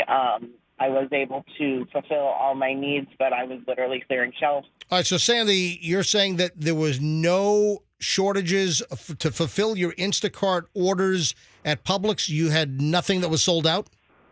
A few of the the distilled gallons were sold out, right. But there was drinking water. There was... What about eggs and bread? Did you have any orders for that? I'm sorry? Did you have any orders for eggs and bread? Yes, we have. I was able to get eggs and bread for all my customers so far this morning. Excellent, Sandy. Thank you. Instacart driver, St. Pete Largo. Edward in Tampa. A few more calls here. Andrew, you can stop every line. The minute one drops off, the lines are filling up here. Edward in Tampa, MJ Morning Show, you're up. Hi. Good morning. Just to get a heads up, I have not seen any shortages as of this time in any grocery stores in my commute. Concerning gas stations, I have not seen any lines yet, particularly coming to East Florida Avenue from I-275 North. No lines at this time at the gas stations. Edward, thanks for the report, buddy. Is that an AI call? Thanks for listening, buddy. Edward, let us know when that changes. Understood. Hey, buddy. Have a great one, Edward. Appreciate it. Connie's in Hudson. Connie, you're on the MJ Morning Show. Hi. Hi. Go ahead, Connie. Second to last call. Go ahead. I'm sitting in in Home Depot parking lot, and I'm watching people coming out with plywood. All right, so this is Hudson. This is Home Depot Hudson on US 19. Yes. Yeah, but that's Pasco Yeah, County. that's Pasco County. That's closer to the water. Yeah, it is. Yeah. And also further north. Yeah. And we had Dennis Phillips from ABC Action News on earlier. And, as we move further north out of the immediate Bay Area, the concern is going to go up. So plywood, you're seeing a lot of plywood going out at Home Depot. Yes. I appreciate the call. Have a good one. You too. Thanks. All right, final call on this. Amanda in Palm Harbor. Amanda, you're on the MJ Morning Show. Hi. Hi, good morning. Yes, I'm starting to see some lines at the gas station. I'm sitting at 7-Eleven right now for my work, and the line on Tampa Road, and the line's starting to go all the way out to Lake St. George, waiting for the pumps. And also on the caller about the online shopping, I know that like Walmart is shutting off orders, and you can't even put in new orders, and especially on the hurricane products and things that people want. So you're saying that some places are stopping online orders because they're already inundated? Yes, yeah, they won't allow any more in there because they're not going to have the product. So it's only the ones that were already in there. All right. Thank you very much, Amanda. You're welcome. Thank you. Stay safe. Yeah, I mean, today's going to be a pretty jammed up day. Just everyone remain calm, obviously. Absolutely. According to Dennis Phillips and the National Hurricane Center at this point, and the hurricane model seem to have a consensus that it's going to remain largely offshore, but we will have a lot of rain, a lot of wind, and we will have storm surge. So we're not going to be untouched. We're not going to be unscathed. However, I hope to hell this thing verifies and the bulk of this Adalia does stay offshore. And, of course, the latest trajectory has the storm heading toward the Big Bend. A little north of Cedar Key area, Big Bend, which is a lot less populated than what we have here in the Tampa Bay area. So less people would be impacted. Yeah, listen, you hate for it to go somewhere else, but I always hope that it doesn't hit the Tampa Bay area. But we will have effects. All right, folks, so we're looking at timing of, Wednesday morning to Wednesday midday into the afternoon when we'll probably have the worst of the effects here. So today is fine. Tomorrow, most of the day tomorrow, the weather should be decent. So get what you got to get done today because it's going to get more hectic as time goes on. All right, folks, we're back with you again tomorrow live, 6 to 10 a.m. on the MJ Morning Show on Q105. And more than ever here, folks, let's be careful out there.